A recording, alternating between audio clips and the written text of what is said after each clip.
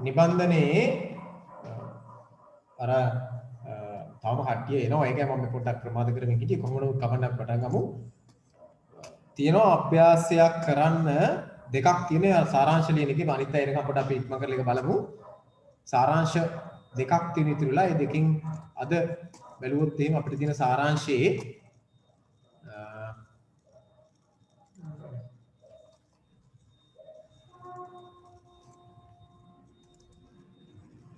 මම විශ්වාස කරන හැම කෙනෙක්ම සාරාංශය ලියලා තියෙයි කියලා ලියලා නැත්නම් මම ඉක්මනින් දෙනවා උත්තරයක්. ඒ උත්තරේ පැත්තකින් ලියලා තියලා සාරාංශ කරලා සංසන්දනය කරලා බලන්න මේ වෙලාවක් දෙන්න බෑ. ලියන්න මොකද මම ලියන්න කිව්වේ ඒකයි අපරාධ වෙලාව.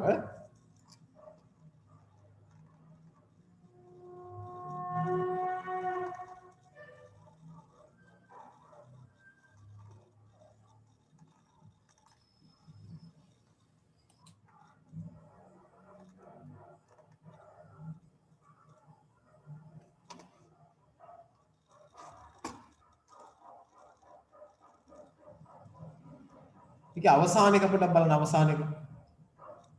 එකතු කර ගන්න කසල ගොඩවල් කියන ප්‍රශ්නේ බලන්න පොඩ්ඩක් එකතු කර ගන්න යන්නේ ඒක සාරාංශය පොඩ්ඩක් බලමු.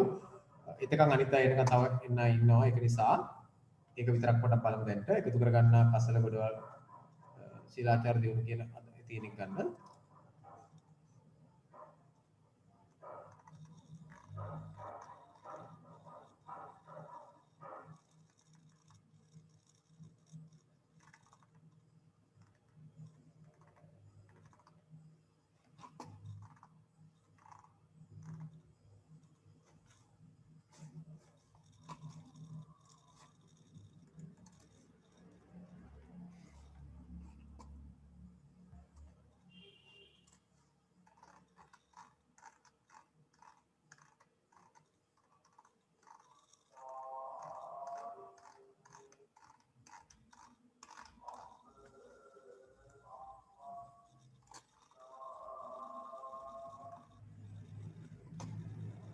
හරි අවසාන එක බලන්න ඒකට කලින් පොඩක් දැන් තියෙනවා මේක අවසාන එක ඔය දෙකම ලියන්න කියලා කිව්වා මම උත්තරේ විතරක් මම කල් ඔයගොල්ලෝ සාකච්ඡා කරගෙන යනවා මේ සාරාංශය එකතු කර ගන්න කසල ගොඩවල් ශීලාචාර දිනු ලෝකයේ සුනක වසුරු මෙන් අවට පරිසරිත ගඳ ගස්ම එක්තරකින් තවත් තැනකට ගෙනෙවිත් දමන්නේ නැත නොදිනු යයි සම්මත දුන්නේ ලෝකයේ සමහර රටවල් පවා මේ ප්‍රශ්නෙට නවීන විද්‍යාත්මක විසඳුම් සොයාගෙන ඇත අපට තරම් ශිෂ්ටාචාරයක් හෝ අතීතයක් නොමැති රටවල්ද මෙවන්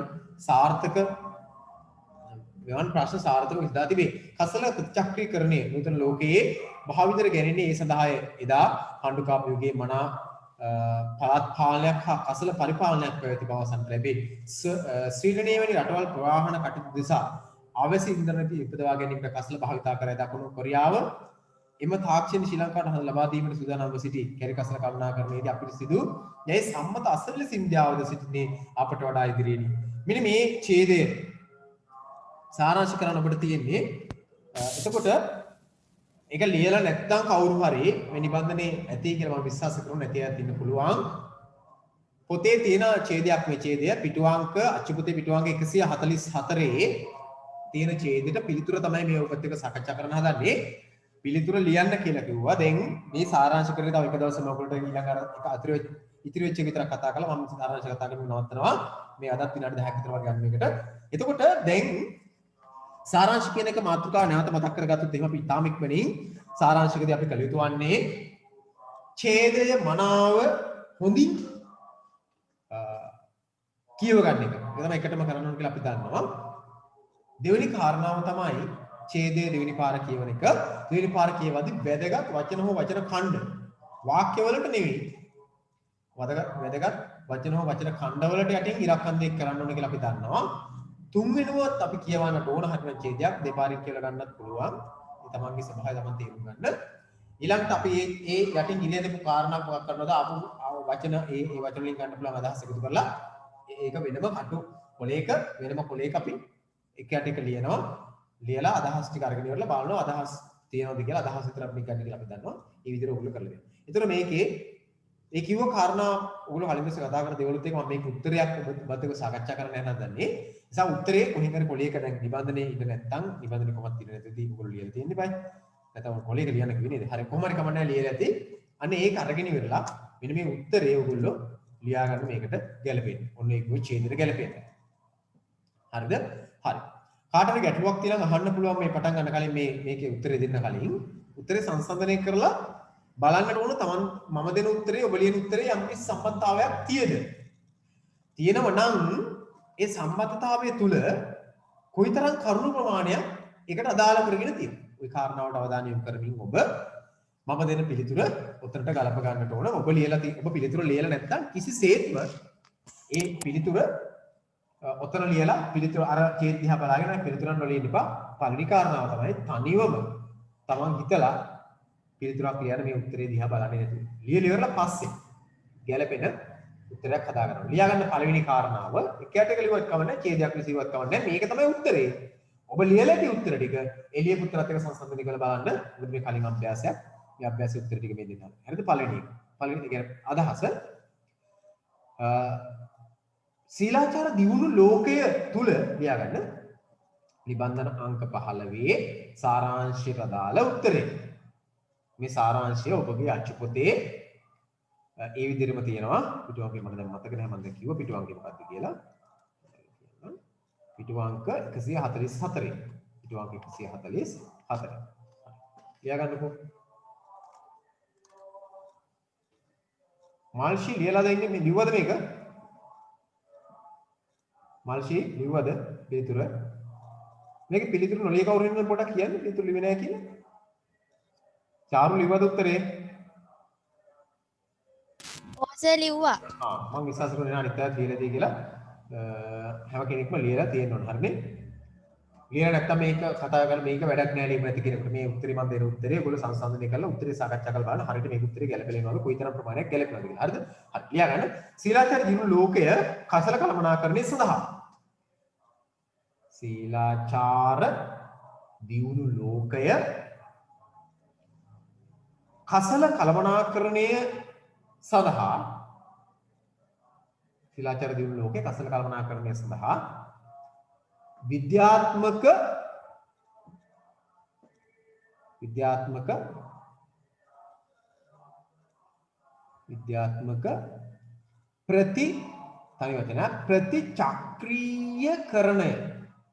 ප්‍රතිචක්‍රීකරණය දියුණු සීලාචාර දියුණු ලෝකයා කසල කළමනාකරණය සඳහා විද්‍යාත්මක දියුණු විද්‍යාත්මක දියුණු ලියන්න බෑ විද්‍යාත්මක ප්‍රතිචක්‍රීකරණ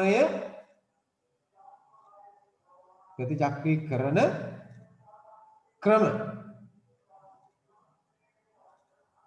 සාර්ථකව ක්‍රියාත්මක කරයි දියුණු සීලාචාර ලෝකයා කසල කළමනාකරණය සඳහා විද්‍යාත්මක ප්‍රතිචක්‍රීකරණ ක්‍රම සාර්ථකව ක්‍රියාත්මක කරයි. පළවෙනි අදහස. ඊළඟට ලියන්න.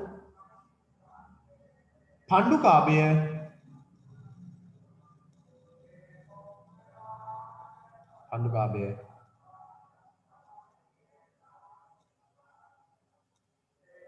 යහපාලනය. පණ්ඩුකාභයගේ යහපාලනය කියලා. පණ්ඩුකාභයගේ යහපාලනයට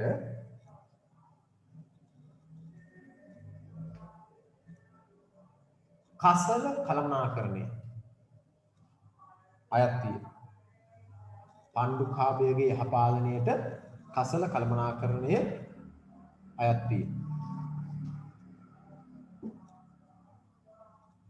පණ්ඩුකාභයගේ යහපාලනයට කසල කළමනාකරණය අයත් වේ. පණ්ඩුකාභයගේ යහපාලනයට කසල කළමනාකරණය අයත් වේ. ඊළඟ අදහස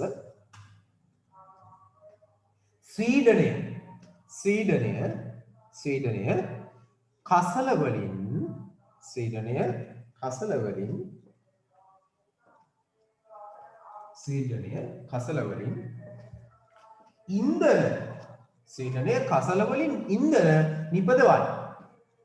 වැදගත්ම කාරණාවක්. දැන් ඔය කිව්ව වැදගත් කාරණාවක් ගත්තාම කසල කළමනාකරණයේදී මේ ලෝක දීලාචාර දියුණු ලෝකයේ කසල කළමනාකරණයට විද්‍යාත්මක ප්‍රත්‍යක්ෂීකරණ ක්‍රම සාර්ථකව ක්‍රියාත්මක කරනවා.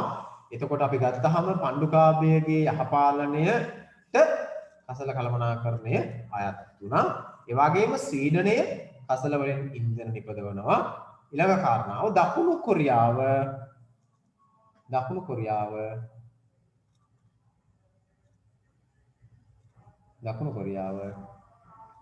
ඒ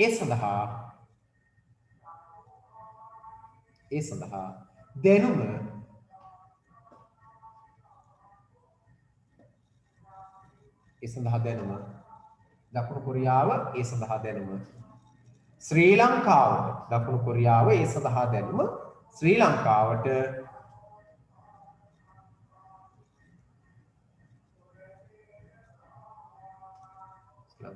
දීමට සූදානම්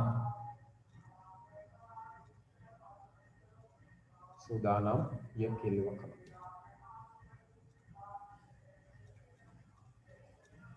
ඊළඟට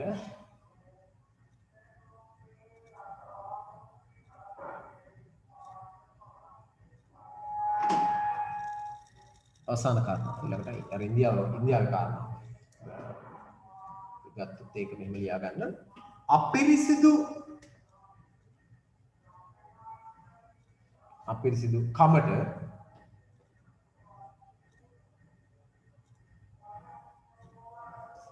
සම්මත ඉන්දියාව ගොඩක් අපිරිසිදුයි කියලා කියනවනේ. ඒක මේ කියන්නේ. සමහර ප්‍රාන්ත සමහර ජනපද තාම අපිරිසිදු ස්වභාවයක් තියෙනවා. කියන්න මොකද?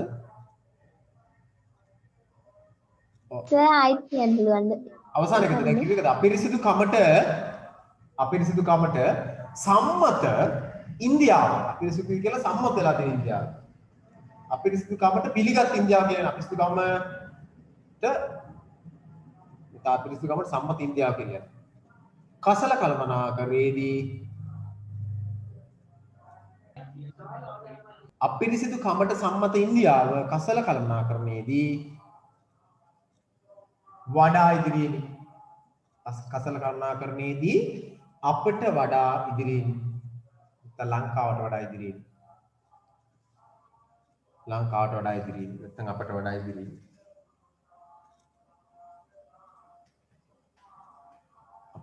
නැත්නම් ලංකාවට වඩා ඉදිරියෙන්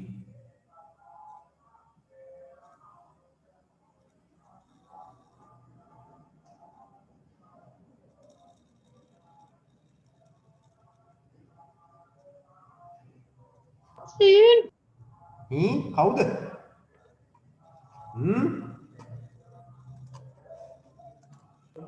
දැන් කියනවා අදහස්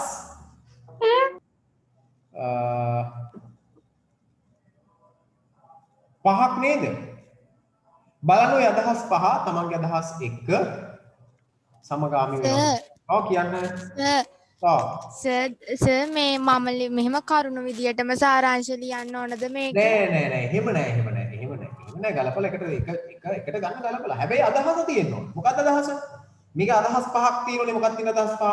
එකක් තමයි ලෝකය තුල විද්‍යාත්මක ප්‍රත්‍යක්ෂීකරණ කසල කළමනාකරණ විද්‍යාත්මක ප්‍රත්‍යක්ෂීකරණ ක්‍රමවේදයක් තියෙනවා. පැහැදිලි අදහස ඔකේ තියෙන්නේ. ඊළඟට දෙවෙනි කාරණාව ලංකාවේ මෙන්න මේ අතීත රජ දවසක් පිළිබඳව සටහනක් තියෙන ඒ පිළිබඳව. ඊළඟට ගත්තාම දැන් එක තව කාරණාවක් තමයි ස්වීඩනයේ කසල වලින් මෙහෙම දෙයක් කරනවා. ඊළඟට තව කාරණාවක් ගත්තාම කොරියාව අපිට මේකට උදව් කරන්න බලාගෙන ඉන්නවා. තව කාරණා අවසාන කාරණාවක් ගත්තාම ඔය අපිරිසිදුකම ලෙස දැඩි ලෙස තියෙන එක සම්මත වෙලා ඉන්දියාව ලංකාවට වඩා ඉදිරියෙන් ඉන්නවා. ඔක අදහස් ටිකක් නේ. උනේ අදහස් ටික හැබැයි තියෙනවා. ලෝකය දියුණු ප්‍රත්‍යක්ෂීකරණ කසල කළමනාකරණ දියුණු ප්‍රත්‍යක්ෂීකරණ අනුගමනය කරන බව පණ්ඩුකාභය රජදවස ලංකාවෙත් යම් කිසි මට්ටමක එහෙම එකක් තිබුණ බව, ඒ වගේම ස්වීඩනයේ කසල වලින් ඉන්ධන නිපදවන බව, දකුණු කොරියාව ලංකාවට කසල කළමනාකරණ උදව් කරන සූදානම් ඉන්න බව, අපිරිසිදුකමට සම්මත ඉන්දියාව ලංකාවට වඩා කසල කළමනාකරණයේ ඉදිරියෙන් සිටිනවා. ওই ටික ඔබට මොකක් කරන්න පුළුවන් වෙනවද? ওই අදහස් ටික එකතු කරලා ගන්න පුළුවන් වෙනවා. ලොකු දෙයක් නෑ. හැබැයි අදහස් ටික තියෙන්න ඕනේ. වචන මොන වුණත් කමක් නැහැ.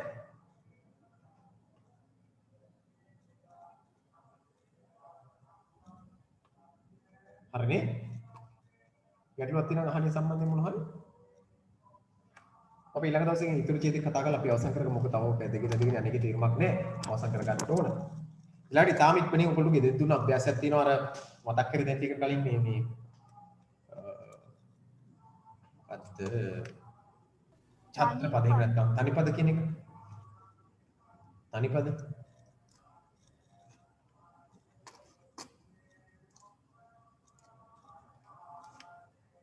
නවෝත් තනිපදයක් සෙව්වද නවෝත් ඉක්මන් කරන්න ඕනේ තනිපදයක් හෙව්වද නවෝත් නැත්නම් නෑ කියලා කියන්න ගැටලුවක් නෑ පාරින්දය හෙව්වද තනිපදයක් මට කියන්න බලන්න ඔයා හොයපු නවෝත් කියන්න හිව්වේ නැද්ද ඔයා නෑ සර් පාරින්දය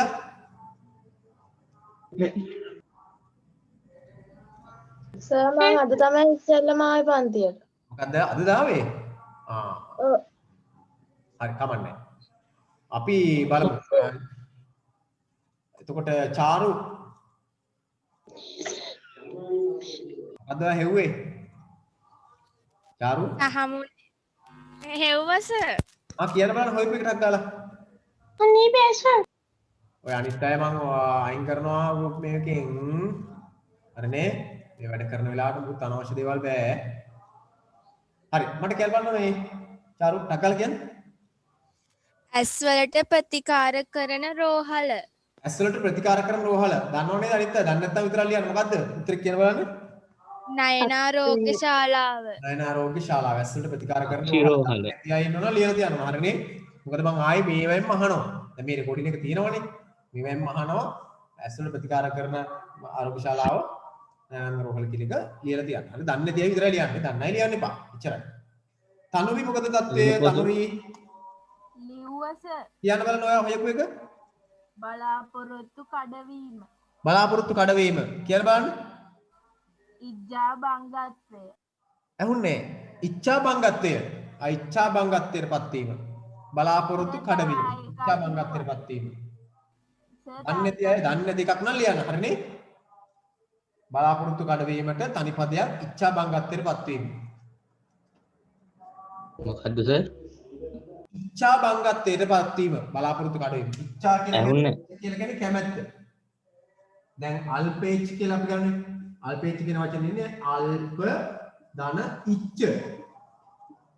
ඉච්ඡ බල ඉච්ඡ කියලා කියන්නේ කැමැත්ත මොකද්ද සර් ඇහුනේ මොකද්ද ඉච්ඡ මේ මම බෝඩ් එක අල්පේච් පිච්ච ඉච්ඡාපත් වීම සර් ආ ඒ වචනේ පොඩ්ඩක් බෝඩ් එකේ ලියන්නකෝ ඇහුන්නේ ඒ වචනේ බෝඩ් එකේ ලියන්නකෝ බෝඩ් එකේ ලියන්න ඉච්ච ඉච්ඡ තමයි මොකක්ද දැන් මට කිව්ව වාක්‍ය අපෝ කියලා බලන්න බලාපොරොත්තු කඩවීම උත්තරේ මොකද්ද කිව්වේ ඉච්ඡා බංගත්වය ඉච්ඡා බංගත්වය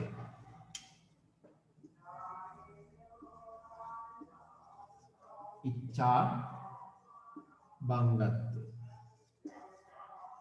ඉච්ඡා බංගත්වය බලාපොරොත්තු කඩවීම එක වචනයක් නෙමෙයිද එක වචනයක් නෙමෙයිද නෑ මේ ඔයගොල්ලෝ මම අර නිර්වචනය දෙනකොට කිව්වා ඡත්‍රපද තනිපද කියලා ගන්නේ තනි පදයක්ම විය යුතු වන්නේ නෑ අදහසයි තනි වෙන්නට ඕන මේ තනි අදහස නැතිනම් ඉච්ඡා බංගත්වයටපත් තියෙනවා තනි අදහස නිසා ගැටලුවක් නෑ මම එදා අර නිර්වචනය දෙනකොට ක්ලියර්ලම දුන්නේ ඒකයි මෙන්න මේ එකක් තමයි මේක කියලා කියන්නේ හරි ඊළඟට මේ සත්සර නේද ඔව් සර් අනිත් ඒවා ඕන් කරන්න එපා මයික් එක හොඳද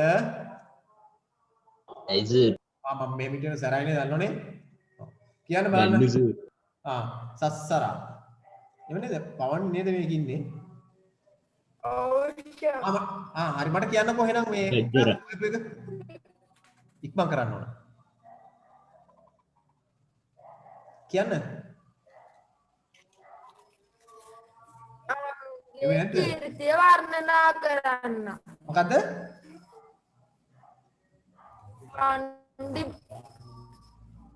වන්දි බට්ටිය තේරුන්නේ මං කරන්න ඕන වන්දි බට්ටිය වන්දි බට්ටිය අතිශෝක්තියෙන් වර්ණනා කරන්න නේද වන්දි බට්ටිය වන්දි බට්ටකම් කරනවා කියලා කියන්නේ අතිශෝක්තියෙන් වර්ණනා කරන කෙනාට කියනවා වන්දි අනුන්ගේ කීර්තිය වර්ණනා කරන්න කීර්තිය වර්ණනා කරන්න කීර්තිය වර්ණනා කරන්න ඒ කියන්නේ වන්දි බට්ටක අනුන්ගේ කීර්තිය වර්ණනා කරන්න මොකද කීර්තිය වර්ණනා කරන්න නේද තේරුණා හරි නැත්නම් අතිශෝක්තියෙන් අනුන්ගේ කීර්තිය වර්ණනා කරන්න තේරෙන්නේ නැහැ මට කියන එක හරි වන්දි බට්ටයා කියන එක හරිනේ හරි මානසි හෙව්වද මානසි ඕව කවදාද දුන්නේ මානසි හෙව්වද මන් දෙපාරක් හෙව්වද මම ගිය සතියේ පන්තියට ආවේ නැහැ. හරි එහෙමනම් කියනවට හරිද ගිය සතියේ පන්තියට ආවේ නැහැ සර්. හරි හන්සිමා පියුනි හන්සිමා වෙන්නේ ඔව්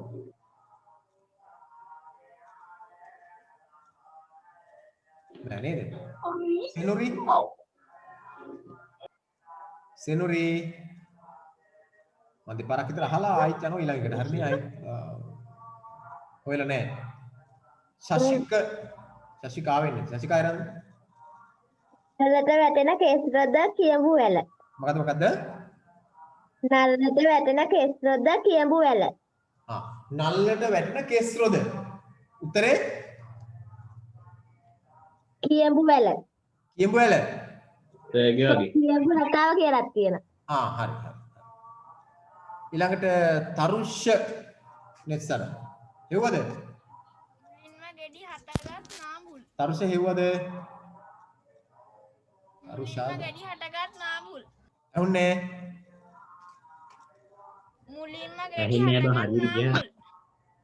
ගොඩක් හයියෙන් කතා කරන්න ඕන මුගේ කටට යන්නේ නාඹුල්. ඉබේට අයි කියන්න අයියෙන් ගියම් මුලින්ම ගෙඩි හටගත් නාඹුල්. හරි ඊළඟ මං කරන්නේ ඊළඟ පසින්දු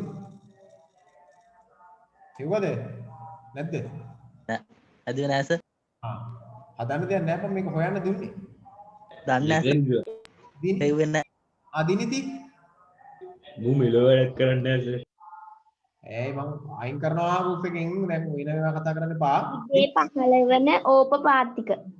ඉබේ පහළ වෙන නේද ඕපපාතික ඉෂාරාද ඉෂාරා නේද අනුන් කරන දේ බලා අනුන් කරන දේ බලා එහි හොඳ නරක නොසලකා තමා දේ කිරීම අනුදානුකරණය. අනුන් කරන දේ බලා තමා අනුන් කරන දේ බලා එහි හොඳ නරක නොසලකා තමා දේ කිරීම අනුදානුකරණය. අන්දානුකරණය හරියට අනුන් කරන දේ දිහා බලලා තමයි ඒ හොඳ නරක නොවන නිසා තමනුත් කරනවා ඒකට අපි කියනවා අන්දානුකරණය කියලා. අනුන් කරන දේ දිහා බලලා ඒ හොඳ නරක නොවන නිසා තමනුත් එක් කරනවා අන්දානු. හිරුනි දස්තන් තමා නම හිරුනි සාදන තෑග්ග. සතුට සාදන තෑග්ග මොකද? තුටුපන්දුන නේද? හරි. රශ්මික ශීලයෙහි උසස්.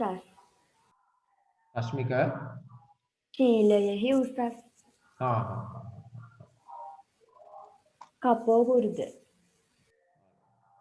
අනිත් අය දැන් මේක ඔයගොල්ලෝ මේ වෙබ් එකට දැම්මන් පස්සේ මේ අඬ අහලා අපු අඩුපාඩු ටික හදා ගන්නවා නේ.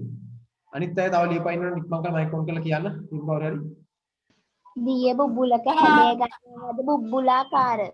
දිය බුබුලක හැඩයකට බුබුලාකාර අර චෛත්‍ය නිර්මාණය කරනකොට භාවිතා කරන එක. තව දේවි මිනිසුන් සහිත මොකද්ද? ඔන්නේ. උපතිම දැස් ඡන්ද. හරි. හරි. ඔය කිව්ව ජනයා බොහෝ ගැවසෙන ජනශ්‍රුත හරි. දේවි මිනිසුන් සහිත සනරාමය. හොඳයි. සහ මුලින්ම පුතා දැමීම මූලෝත්පාදන. ලෝත් පාටනේ. තුන්නක අග ඇති මැණික සිතුමින්. සිතුවිල්ල. හරි.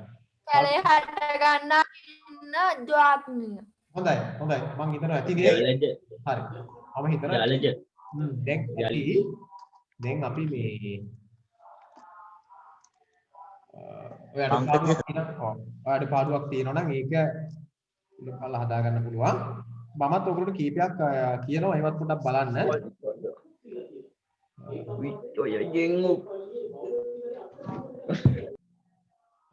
අපි එහෙනම් මේ කොටස මෙතනින් නවත්තලා අපි ඉක්මනට යමු මේ අපේ 19 වෙනි පාඩම ඕන ඔයා මයික් ඔන් කරන්න එපා අනුද පාඩමට යන්න හදන්නේ මයික් ඔන් කරන්න එපා කවුරුවත් දැන් ප්‍රශ්න අහන අවස්ථාව ඉවරයි අපි යමු 19 වෙනි පාඩමට 19 වෙනි පාඩමේ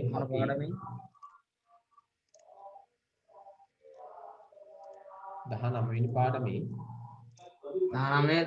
19 වෙනි පාඩමට යන්නකෝ නම් මොකද්ද 19 වෙනි පාඩම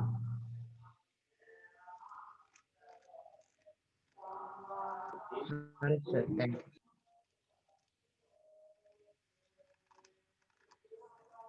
19 වෙනි පාඩම රස විඳිනා දැනුම් මනා කියන පාඩම මෙන්න මේ කොටස ඔයගොල්ලන්ට ඊළඟ අවුරුද්දේ අතිශය වැදගත් පාඩමක් මේ පාඩම හරිද එතකොට රස විඳිනා දැනුම් මනා කියන පාඩම මම විශ්වාස කරනවා ඔයගොල්ලෝ කියවගෙනත් ඇති මේ වෙනවනේ නමුත් අපි මේක වැදගත් කාරණාවට අවධානය යොමු කරගෙන ඔබට මේ කොටසේ තියෙන කාරණාවට අමතරව තව ගොඩක් කාරණා තියෙනවා නිබන්ධනේ කියවලා නිබන්ධනේ දිනට ඇතුළත ගත්තාම සාහිත්‍යයක් රස විඳීම සහ ਵਿਚාරය කියන කොටස් දෙකට උත්තරයක් ඔබට හැදෙනවා. දැන් මම මේකෙන් පස්සේ ඔයගොල්ලන්ට දෙනවා රස විඳිනයක් ලියන්න සහ ਵਿਚාරයක් ලියන්න අභ්‍යාසයක්. හරිද?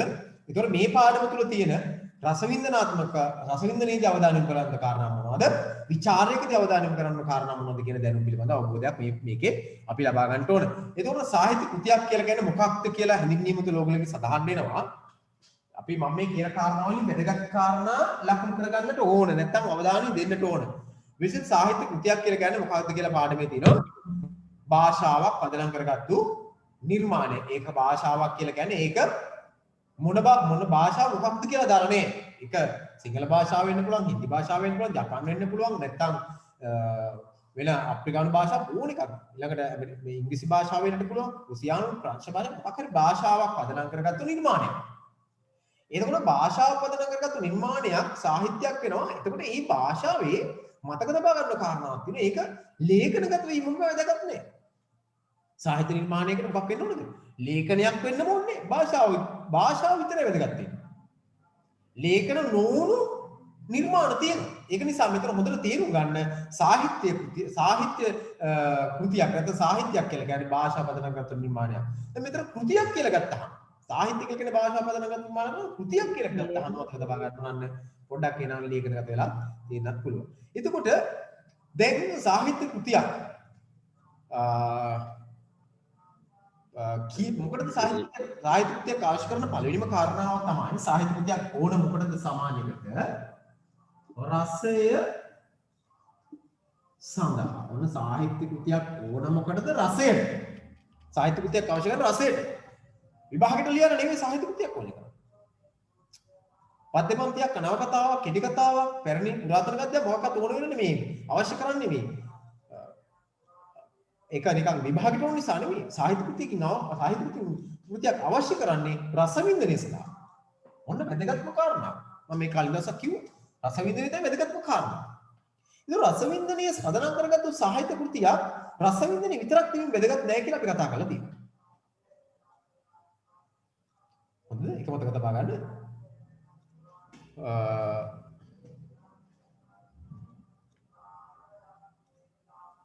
රසවින්දනය කියන එක රසවින්දනය අපිට දැන් ඔයගොල්ලෝ පොත බලගන්න පොඩක් ඒ බැඳීම තියෙනවා මෙන්න මෙහෙම හොඳ සාහිත්‍ය කෘතියක් හඳුනාගත නොහැකි තැනැත්තාට Taman කියන හැම දෙයක්ම හොඳ විය හැකිය. එබැවින් රස නොරස හඳුනන්නෙකු එනම් විචාරකෙකු ඉදිරිපත් වී හොඳ සාහිත්‍ය කෘතියක් හඳුනාගන්නට මඟ පෙන්වනවා. කියන්නේ විචාරයේදී කරන්නේ සාහිත්‍ය කෘතිය රස විඳීම සඳහා අවශ්‍ය කරන මඟ පෙන්වීම. ඒක හොඳ නරක විග්‍රහ කර ගැනීම. හරිද?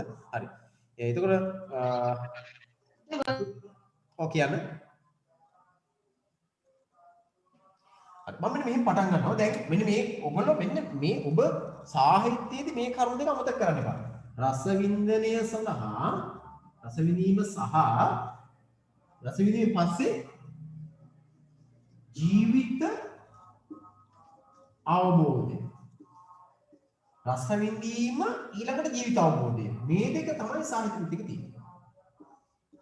තියෙන්නේ මේක තමයි සාහිත්‍ය කෘතියකට ඕන මේ දෙක තමයි සාහිත්‍ය මේක තියෙන්නට ඕන සාහිත්‍ය මම අර ඔයගොල්ලෝ මතකද පොඩි පාඩයක් කිව්ව මොකද්ද කිව්වේ සාහිත්‍ය අනුව මිනිසා මොකක් කරන එකද ආනන්දේ ප්‍රඥාව කරා රැගෙන යනවා. ඒ කියන්නේ ආනන්දේ කිව්වේ මොකක්ද එන රසය කියලා ඇති කරගන්න සතුට. රසය තුළ ඇති කරගන්න සතුට තමයි ආනන්දේ කියලා කිව්වේ. ප්‍රඥාව කියලා කිව්වේ මොකද්ද? ප්‍රඥාව කියලා කිව්වේ ආනන්දේ ආනන්දේ කියන්නේ ආනන්දය මෙන්න මේක තමයි මතක තබා ගන්න සාහිත්‍ය කියලා කියන්නේ. මොකක්ද සාහිත්‍ය කියලා කියන්නේ? රසය ජීවිත අවබෝධය. ඕනෑම සාහිත්‍ය නිර්මාණයක් නිර්මාණ කරන්නේ නවකතා කෙටි කතා ඔය හැම නිර්මාණයක් නාට්‍ය කවි ගීත හැම එකකම නිර්මාණය කරන්නේ මෙන්න මේ කාරණා දෙක මත පදනම් කියලා. ඒ නිසා ඔබ සාහිත්‍ය හඳුනාගත්තොත් මේ කාරණා දෙක මත පදනම් කරනවා. ඔය මයික් ඕෆ් කරන්න ඕන. කරදරයි නම් මම ඔයගොල්ලෝ අයින් කරනවා. හරිද? කරදර වුණොත් අයින් කරනවා. නිසා රසය සඳහා කරන සාහිත්‍ය නිර්මාණයක්. ඒ කියන්නේ ආනන්දයේ මත පදනම් සාහිත්‍ය නිර්මාණයක් අවසාන වශයෙන් තියෙනවා මොකද්ද? ජීවිත අවබෝධයක් කියන්නේ ප්‍රඥාව. ඒකයි අපි කිව්වේ හොඳ පාඩයක් හැමදාම ඔයගොල්ලෝ මතක තබා ගන්න. මොකද්ද? සාහිත්‍ය අනුව මිනිසා මොකක් කරන එකක්ද? ආනන්දේ ප්‍රඥාව කරා රැගෙන. ඒ කියන්නේ සාහිත්‍ය නිර්මාණයක් තුළ රසය තියෙනවා. ඒ රසයත් එක්ක රසයේ විතරක් තිබීම සාහිත්‍යයක් නෙවෙයි. රසයේ අවසාන වශයෙන් ජීවිත අවබෝධයක් තියෙනවා. ප්‍රඥා බෝධිතර බවක් තියෙනවා. නිසා සාහිත්‍ය නිර්මාණයක් කියවන විට ඉන්න පුද්ගලයා සහ සාහිත්‍ය නිර්මාණයක් රස විඳින පුද්ගලයා සහ සාහිත්‍ය නිර්මාණ රස විඳින පස්සේ ඉන්න පුද්ගලයා අතර විශාල වෙනසක් ජීවිත අවබෝධයක් ඔහු තුළ තිබෙන්නට ඕන. එතකොට සාහිත්‍ය අතීතයේ සාහිත්‍ය ප්‍රධාන කොටස් දෙකයි. දෙකටම කිව්වේ කාව්‍ය කියලා.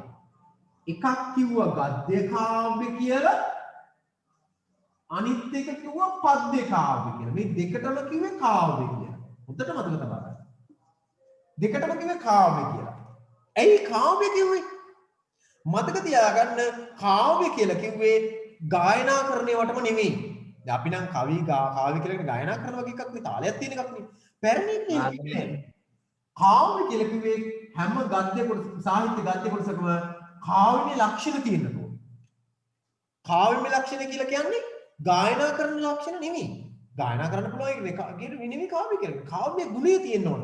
කාව්‍ය ගුණය කියලා කියන්නේ ගායනා කරන තාලය නෙමෙයි.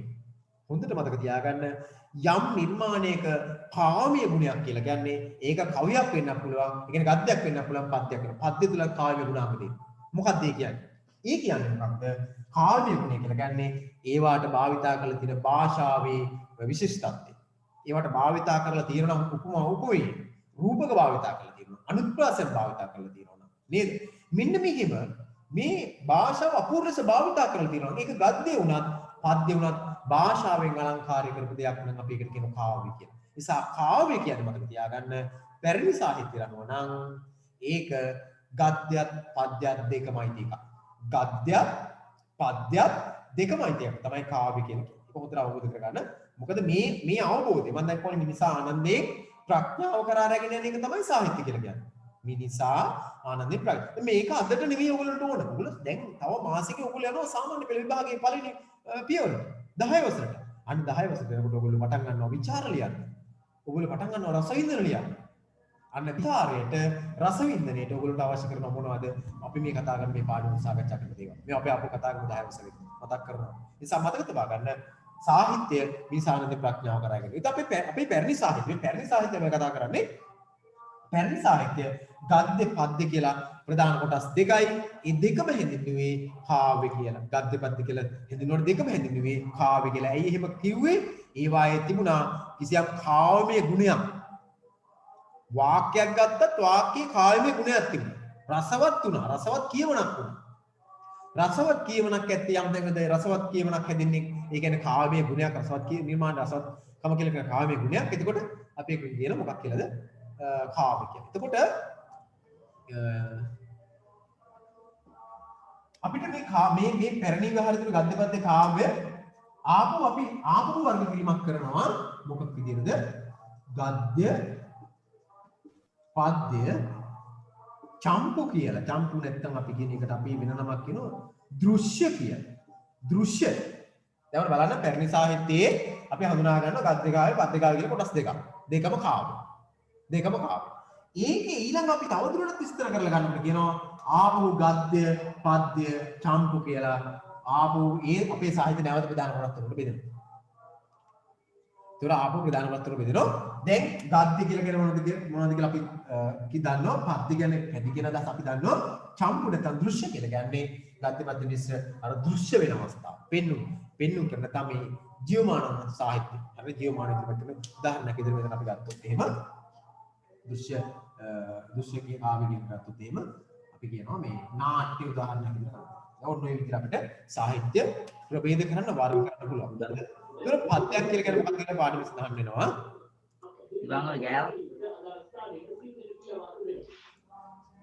පද්‍යයක් කියන්නේ මොකක්ද කියලා පාඩමේ සඳහන් වෙනවා.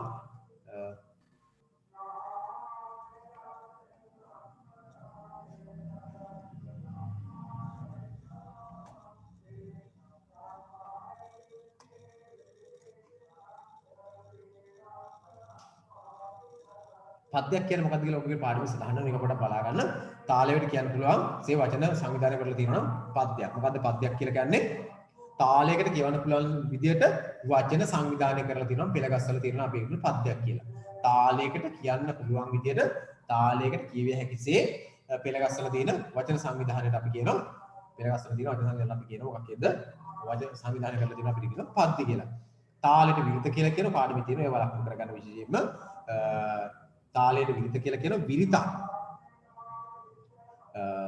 කියලා කියන මොකක්ද කියලා අපි දැනගන්න. මොකක්ද විරිතක් කියලා කියන්නේ? තාලය විරිතරෙන් හඳුන්වනවා. තාලය නැත්තම් විරිත කියලා කියන්නේ මොකක්ද?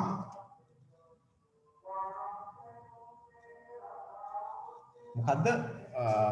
ආපහු කියන පද්‍යයක් කියලා කියන්නේ මොකක්ද?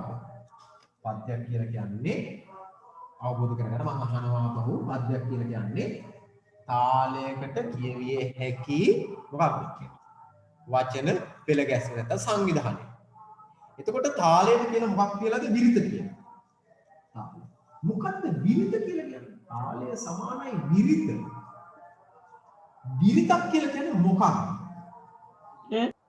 විරිතක් කියලා කියන්නේ තාලය. එතකොට තාලෙට කියන සමානටම විරිත. විරිතක් හදාගන්නේ කොහොමද?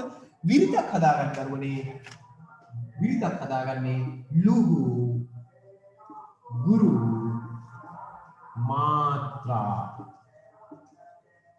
සංවිධාන කරලා එකතු කරලා ලුහු මාත්‍රා සංවිධානයෙන් තමයි විරිතක් හදාගන්නේ. ඒ කියන්නේ කෙටි ස්වර දීර්ඝ ස්වර වල මන සංවිධානයෙන් යුක්තව. හොඳ විරිතක් නම් විරිතක් කියලා කියන තාලයක් නම් ඒ තාලය තුළ ශබ්දයෙන් රසයක් එනට ශබ්ද රසයක් එනට. ඒ ශබ්දයෙන් අර්ථ රසයක් එනට මම උදාහරණයක් වලට කියන ගිරා සංදේශය. ගිරා සංදේශයේ කවියක් තියෙනවා මේ වඳුරන් අත්ෙන් අතර පණින එකක් ගැන. වඳුරු අත්ෙන් අතර පණිනවා. වඳුරු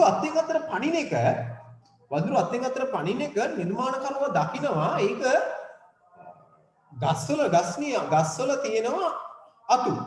නිර්මාණකරුවා මේ ගස් මිනිස්සු විදිහට නැත්නම් ගස් මිනිස්සු විදිහට දැකලා ගස්වල තියෙන අතු මිනිසුන්ගේ අත් විදිහට දැක්කා. ගස් තියෙනවා ගස්වලට තියෙනවා අතු හරියට මේ අතු මිනිසුන්ගේ අත් වගේ. ඒ අත්ෙන් අත්තට පනිනව වඳුරෝ නිර්මාණකරුවෝ දකිනවා මේ අත්ෙන් අත්තට පනින වඳුරෝ හරියට මොන වගේද කියනවා නම් ගස් නැමැති මිනිසුන්ගේ අත් නැමැති අතු වලින් නැත්නම් අතු නැමැති අත් වලින් මොකක් කරනවද? පන්දු නැමැති පන්දු කියන ඒවා එහෙට දානවා මෙහෙට දානවා. දැන් ගස් තියෙනවා ඒ ගස් වල අතු තියෙනවා ගස් මිනිස්සු වගේ ඒ ගස් වල අතු මිනිසුන්ගේ අත් වගේ ඒ අතු වලින් අත්ෙන් අතර වඳුරෝ පනිනවා. ඒ පනින වඳුරු හරියට නිකන් බෝල වගේ. මොන බෝලද? අර ගස් සෙල්ලම් කරන බෝල වගේ හාට මෙහාට. මේ පනින ස්වභාවය පනින රිද්මය කවියේ තාලෙට අරගෙන ඉතින් මෙන්න මේ විදිහට. අත්තු අති නැද ගසායතුරු රසාය කෙලන පන්තු ලෙසාය සහත්ොසාය පැන පැන වන හිසාය මග අසාය යන මඳුරන් නිසාය නොලසාය. ඒ කියන්නේ බං මම දැන් කිව්ව තාලයක් තියෙනනේ. පැන පැන වන හිසායම ගස. දැන් වඳුරු අත්ින් අතර පනිනවා. වඳුරු අත්ින් අතර පනින තාලය කවියේ තාලය බවට පත් කරගන්නවා. ආපහු කියන්න වඳුරු අත්ින් අතර පනින තාලය ඒ පනින රිද්මය කවියේ තාලය බවට පත් කරගන්නවා. එතකොට මොකද වෙන්නේ? අපිට එතකොට වඳුරන්ගේ පැනීම අපිට හොඳට තාලය තුලම එකතු කර ගන්න. හරිද? තාලය තුලම වඳුරන්ගේ පැනීම. තව උදාහරණ කවියක් ගන්න අපි සැලලින සංදේශයේ තියෙනවා මේ සයුරු වර්ණයක් මෙන්න මෙහෙම. ඔයගොල්ලෝ අහලාදී මේ කවිය වළඳින අදහසින් මෙන් සුර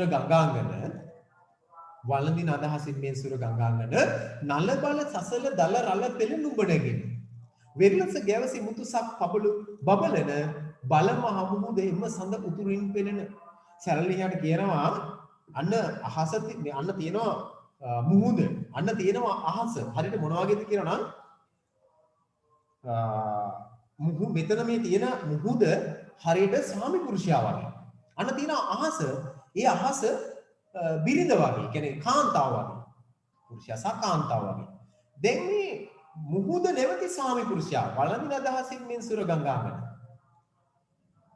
අර මුහුද කියන ස්වාමි පුරුෂයා අහස කියන අංගනාව වැළඳ ගන්නවා අදහසින් මොකක් වෙනවද රැල්ල ඉස්සිගෙන වල දැන් අර ඔයගොල්ලෝ දන්න මුහුදේ ටිකක් එහා රැල්ල පටන් ගන්න හරිය ටිකක් හිමිහිට නෙමෙයි බලන්නකෝ මම මේ කියන තාලෙත් එච්චර නින්නාද දෙන්නේ හිමිහිට තාලයක් නේ හිමිහිට රැල්ලෙන තාලයක් නේ වළඳින අදහසින් මෙන් සුර ගංගා නියුණු හඬක් එන්නේ අර රැල්ල එන ප්‍රමාහ විදිය කියන්නේ වළඳින අදහසින් මෙන් සුර ගංගාංගන ඊළඟට දෙවෙනි පද මේකේ දැන් උන්න රැල්ල ඇවිල්ලා මුඩටම ඇවිල්ලා බිඳිලා ශබ්ද නගලා විසිරලා යනවා. මෙන්න කොහොමද ඒක කියන්නේ කවිය?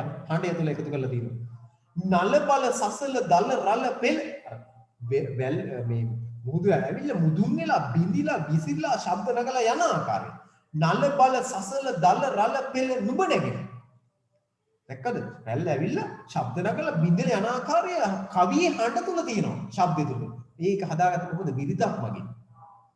ඊළඟට මුහුදු රැළ ඇවිල්ලා ආපස්සට ගියාම වෙරළ නිස්කලංකයි. හරියට මේ පදේ බලන්නකො වෙරළස ගැවසි මුතුසක් පබළු බබලන. වෙරළ හැමතැනම මුතුසක් පබළු තියෙන බබලන. දැන් අර කවියේ පදවල තිබෙන්නේ මොකක්ද? ගැඹුරු හඬක්. මට සිල්වි හඬක් තිබෙන්නේ. ඒ මොකද ඒ වෙලාව වෙනකොට මුහුදු රැළ ඇවිල්ලා ගිහිල්ලා. ඒ ගිහිව් බව නිම්නාද කරන්නේ නැත්නම් ඒක නිස්කලංක වෙච්ච බව දක්වන්න.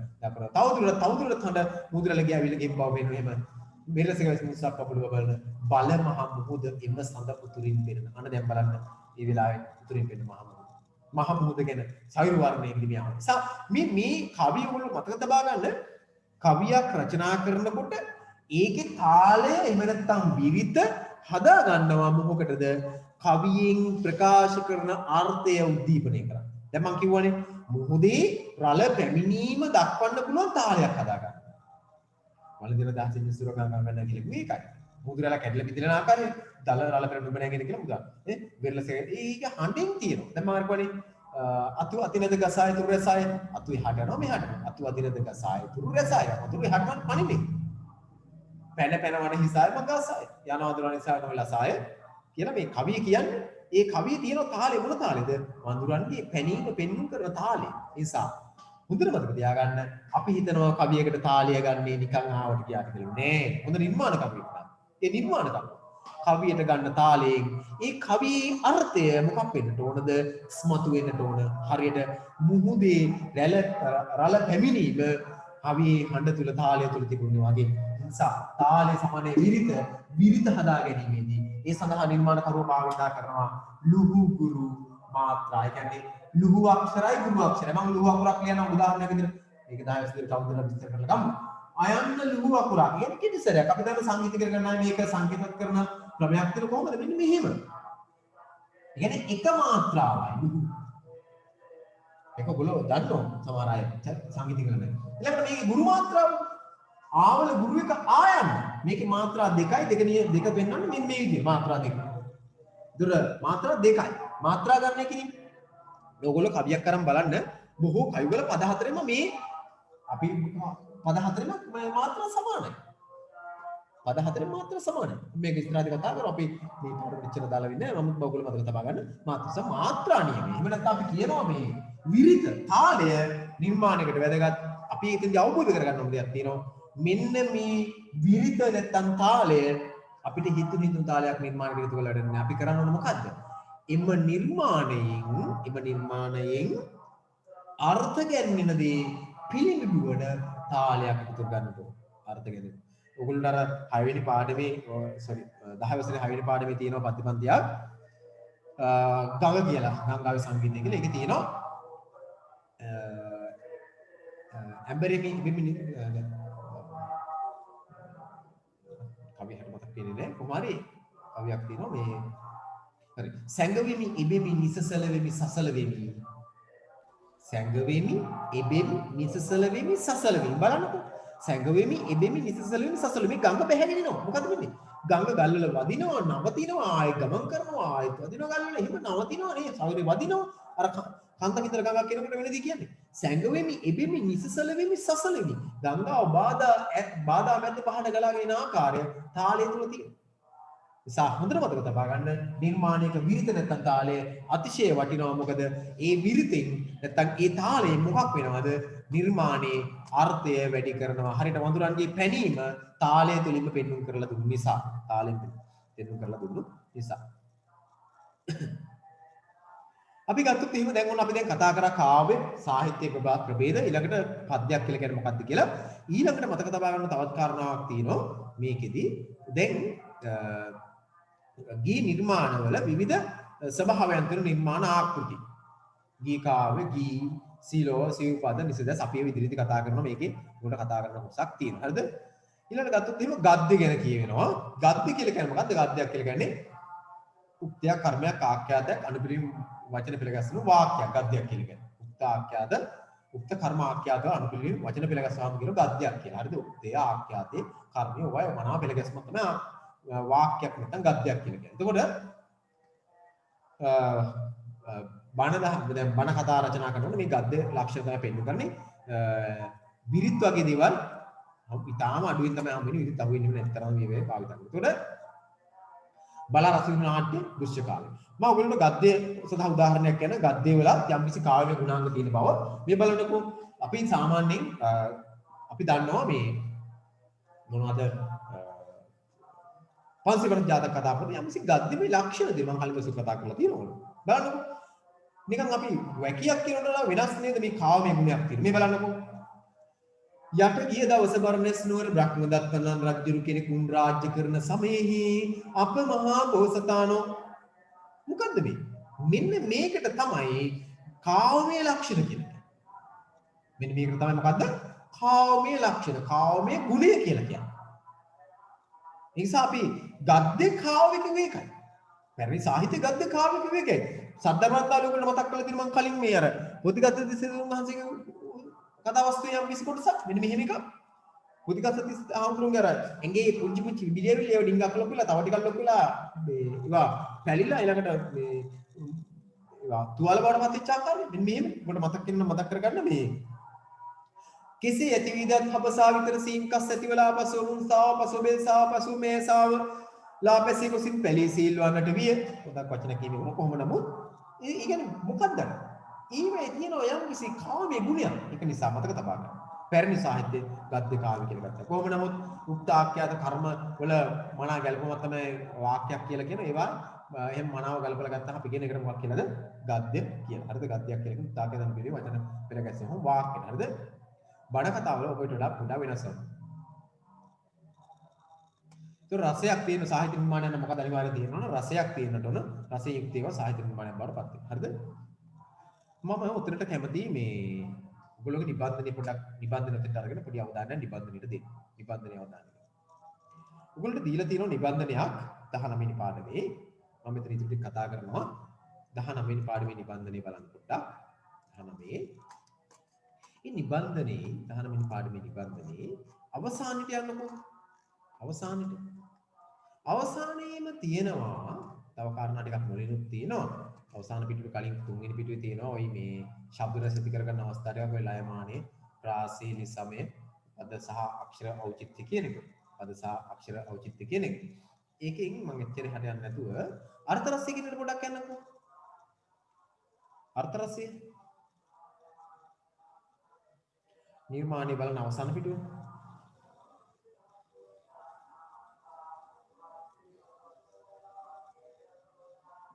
ගණි බන්ධනේ 4 වෙනි පිටුව 3 වෙනි පිටුව වගේ ඉඳලා 4 වෙනි පිටුව.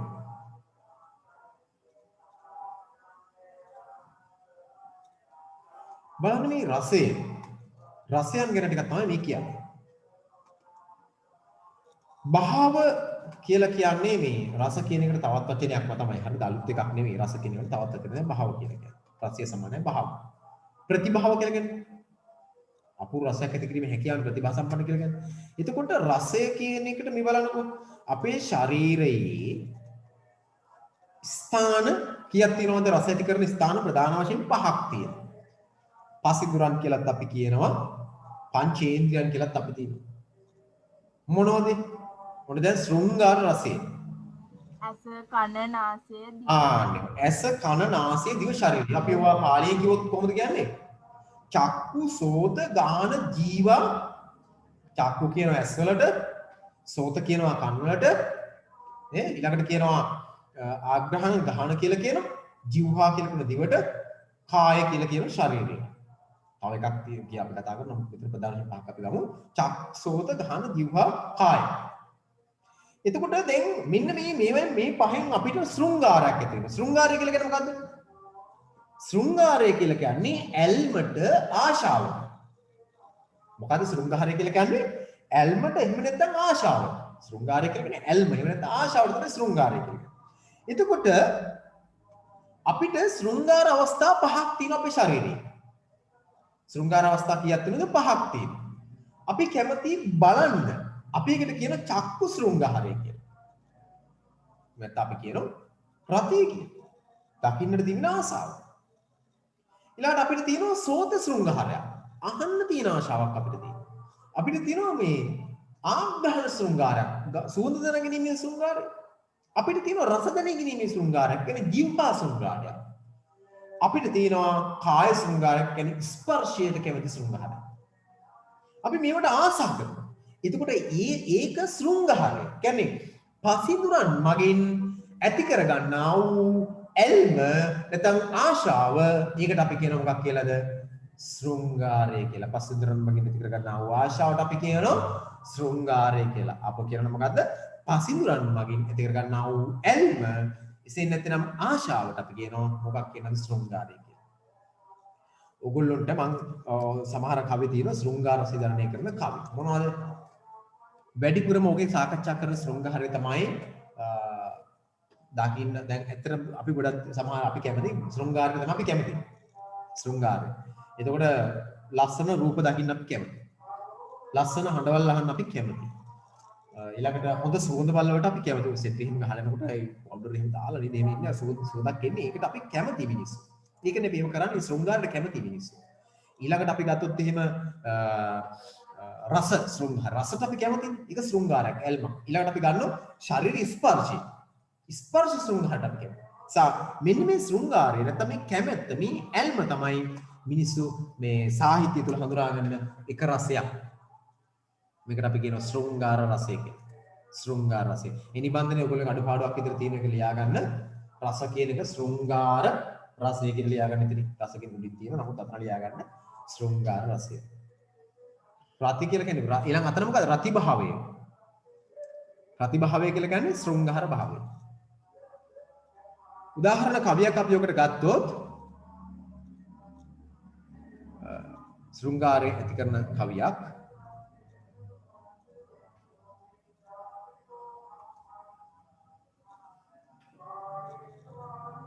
කියන ආශාවක් ඇති කරන මොකක් හරි ආසාවක් දකින්න ආසාවක් හරි වෙන මොකක් හරි ආසාවක් ඇති කරන කවිය. කවිය කියන්නේ කියන දරුවෝ ස්වභාවයයි රසයයි වෙනස මොකක්ද? භාවයට සමාන වචනයක් තමයි රස කියලා කියන්නේ. භාවයයි රසය කියලා කියන්නේ දෙකක් නෙවෙයි එකක්. ශෘංගාරයයි රතියයි කියලා කියන්නේ දෙකක් නෙවෙයි එකක්. ඊළඟට ඔබට පේනවා මේ සමාන වචන දෙකක් තමයි පෙළගස්සලා තියෙන්නේ. වෙනසක් නෑ මේ ඉස්සරහින් තියෙන එකේ සමාන වචනය.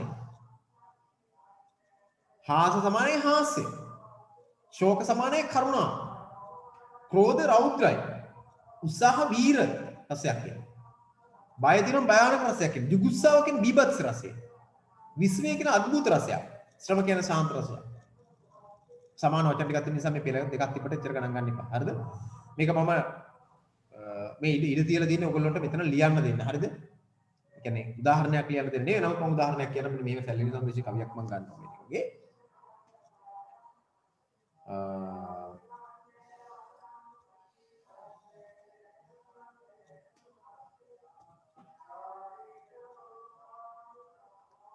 දිසිරණ ලියෝ රෝසිරුත් මෙපුරාගෙන ඇසිපී හෙල්ල පමණින් නොවිදි දෙවඟන කියන පද දෙක මම ගන්නවා. දිසිරණ ලියෝ රෝසිරුත් මෙපුරාගෙන ඇසිපී හෙලන පමණින් නොවිදි දෙවඟන.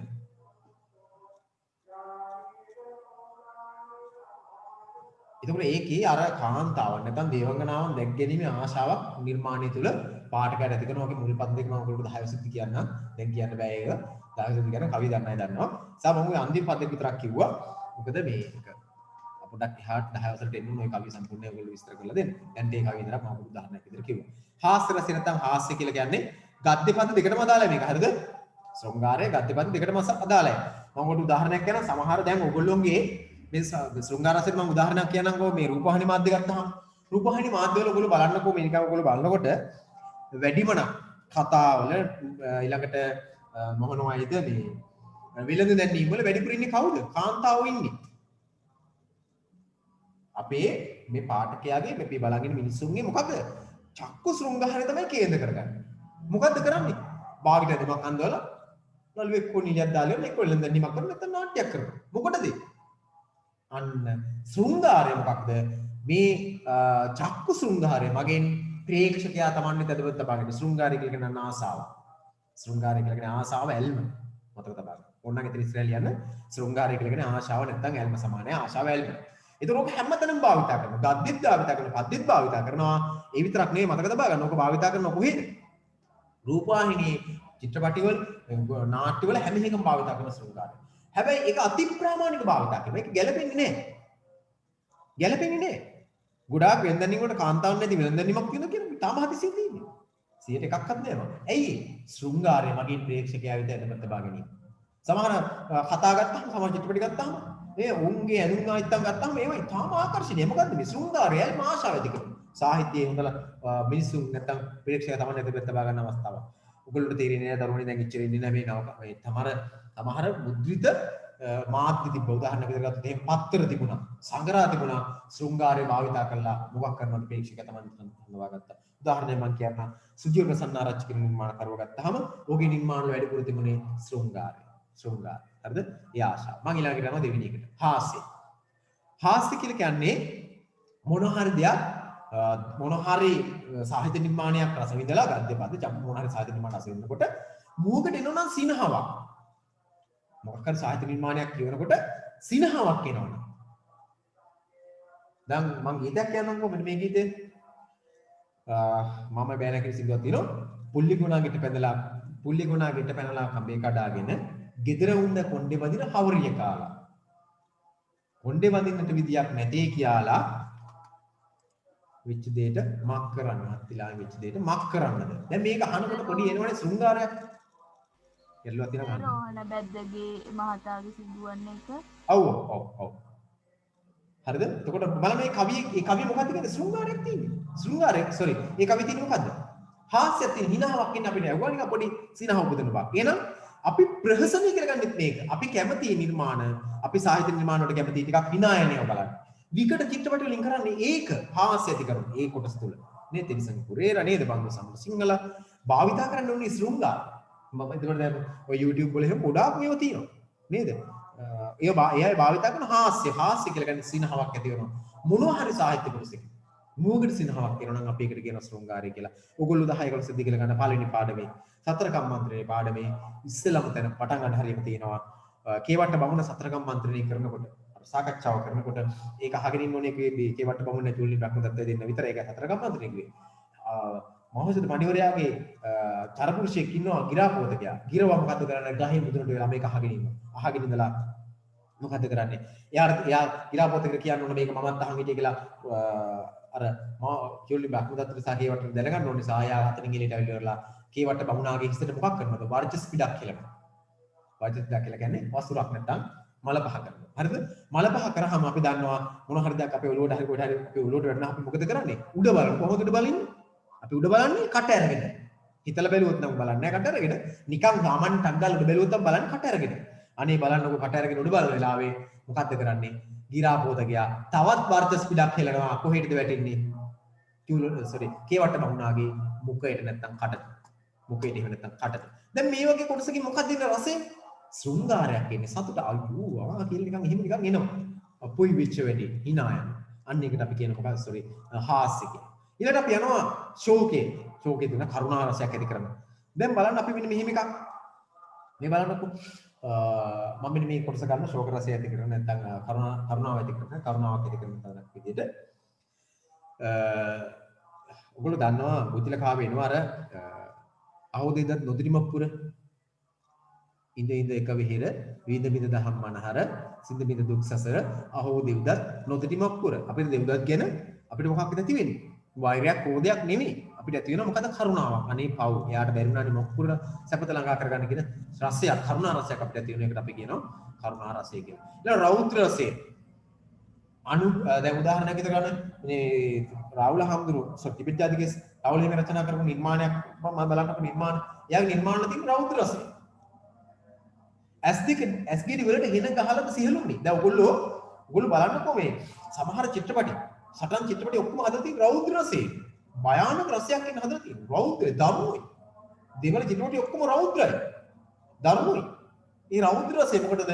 මේ රෞද්‍ර රසයට මිනිස්සු කැමති. මේ මිනිස්සුන්ගේ අපේ තියෙන රසයක් මේ හඳුනාගෙන ඒ ඔස්සේ නිර්මාණ බිහි කරනවා. ඒ ඔස්සේ නිර්මාණ. ඊළඟට වීර රසය, වීර චරිත වලට මුදුම කැමති. ওই කාටුන් ඒවා එහෙම හදන්නේ ගොඩක් වීරත්වය පෙන්වන්න කරා. මොකද වීර රසයට දරුවෝ කැමති.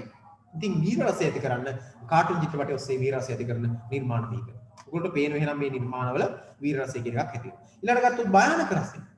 භයානක රසය. අපි භයානක දේවල් වලට කැමති. අපි බය වෙන දේවල් වලට කැමති. ඇයි?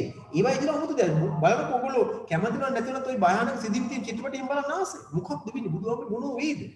කියන සිතිල් අපිට එනවා. ඉන්නේ මිනිස්සු ඒ රසයට කැමති භයානක රසයට කැමති මිනිස්සු ඉන්නවා. චිත්‍රපටි හදනවා හොල්මන් චිත්‍රපටි හදන්නේ ඒක නිසා. හොල්මන් චිත්‍රපටි හදන්නේ ඒකයි. ඇයි මිනිස්සු ඒ රසයට කැමති. මේ හැම නිර්මාණයක්ම සාහිත්‍ය නිර්මාණයක්. සාහිත්‍ය නිර්මාණයක් කියලා කියන්නේ මේ පොතේ තියෙන එකක් නෙවෙයි විතරක් නෙවෙයි. චිත්‍රපටි ගත්තත් නාට්‍ය ගත්තත් රූපවාහිනී නාට්‍ය ගත්තත් ගුවන්විදුලි නාට්‍ය ඔක්කොම මේ සාහිත්‍ය. ඊළඟට බීභත්ස රසය. සමහර නිර්මාණ බීභත්ස රසය නැතිව. දැන් මම ඕගොල්ලෝ කිව්වා ඔයගොල්ලෝ මම උදාහරණයක් කියන්න බීභත්ස රසය කියලා කියන්නේ ගන්නෝනේ පිළිකුල් රසය. ජුගුත්සාව කියලා කියන්නේ. තේරෙන තුන ලියා ගන්න. පස්සේ මම දෙනවා මේක කමක් නැහැ. බීභත්ස රසය නැත්තම් ජුගුත්සාව. එතන පිළිකුල් රසය. දැන් හොටු සහ දැන් හොටු සහ කබ මට එන්නේ ඒක හරියට හොටු කබ වගේ වචන මතක් කරනකොට ඔබට මොනවද දෙන්නේ? මොන වගේ රසයක් දෙන්නේ? පිළිකුල් රසයක් නේද? නිර්මාණ තියෙන ඒවා මතක් කරන රස. දැන් තව මම වෙන උදාහරණයක් කියනවා ඔබට සද්ධර්මඥාවලියම අර ප්‍රතිගත දරුණා කතා වස්තු වෙනවා මෙන්න මෙහෙම එකක්. සියල් සිරුර මුළු සිරුරම ඇඟට ඇලුනා අර දද බිබිලි ඔක්කොම බිඳිලා කියලා. සියල් සිරුර වේයන්කේ පර්නෙල් පතක් වගේ වුණා කියලා. පුස්කාගේ මේ සිරුර ඇඟට ඇලිලා සිරුරේ ඇලුනෙන් පස්සේ තුවාල මොන වගේද කියනවා නිර්මාණකරුවා කියනවා පුස්කාගේ පැණිකේ උසේවිය කියලා. අර තුවාල ඇවිල්ලා ඇඟට ඇලිලා ඒවා ලේ සැරව ගන්නවා. පුස්කාව ගිහිල්ලා පැණිකේ වගේ කියලා කියනවා. මොකද්ද මේ කියන්නේ? මොකක්ද ඇති කරන රසය? පිළිකුල් රසයක් අපිට ඇති කරනවා. පිළිකුල් රසය. හරිද? පිළිකුල් රසයක් ඇති කරනවා. ඊළඟට සමහර චිත්‍රපටි වල සමහර නාට්‍ය වල පිළිකුල් සහගත තැන් තියෙනවා. පිළිකුල් සහගත රසය ඇති කරන තැන් තියෙනවා. ඊළඟට අద్భుත රසය ඇති කරන තැන් තියෙනවා. අద్భుත කියලා කියන්නේ දැන් ඔයගොල්ලෝ රස විඳින මේ බලන්නකෝ. ඔයගොල්ලෝ අහලා තියෙනවා මේ කවුද මේ දමරාල දිවි ලෝකෙ ගිය එක. අහලා තියෙනවා. ඔයගොල්ලෝ දන්නවා. මොකද්ද මේ රසය? අద్భుත රසය. වෙන්නේ නැහැ කවදාවත්. ඊළඟට ගුත්තිල කාවේ ඔයගොල්ලෝ දන්නවා මේ ගුත්තිලට උදව් කරනවා කවුද මේ සක්‍ර දේවේන්ද්‍රයා අර ගුලි 3ක් දීලා කියන මේ ගුලි 3 තුන් පාරකට දාන්න. එතකොට 300ව 3ක් නාට්‍යංගනාව ඇවිල්ලා සුළු දුතිකාව ඇවිල්ලා රංගනය දෙනවා. මේ මොනවද? මේ අద్భుත. මේව වෙන්නේ නැහැනේ. අద్భుත රසය. අద్భుත රසය නිර්මාණයකට තාව වටිනවා. ඒකෙන් මොකද වෙන්නේ? ප්‍රේක්ෂකයා නැත්තම් සහෘදයා තවන් වෙත ඇදපැත්ත කා ගන්නවා. ඊළඟට ශාන්ත රසය. ශාන්ත රසය කියන නිවුණු රසය. නිවුණු රසයට සමහර සහෘදයෝ කැමති. ඒක නිසා සාහිත්‍යයේදී මෙන්න මේ ආකාරයේ රසයන් ටිකක් භාවිත කරනවා. මොකටද භාවිත කරන්නේ? ওই රසයන් හැම එක්කම එකපාර භාවිත කරන්නේ තනින් තන එක එක රසයන් එනවා. ඔබට පුළුවන් වෙන්නට ඕන නිර්මාණයේ එක එක තැන් වල ඉන රසයන් පිළිබඳව ඔබට විවරණයක් කරගන්න. මොන රසයද එතනදී? මොන රසයද මෙතනදී?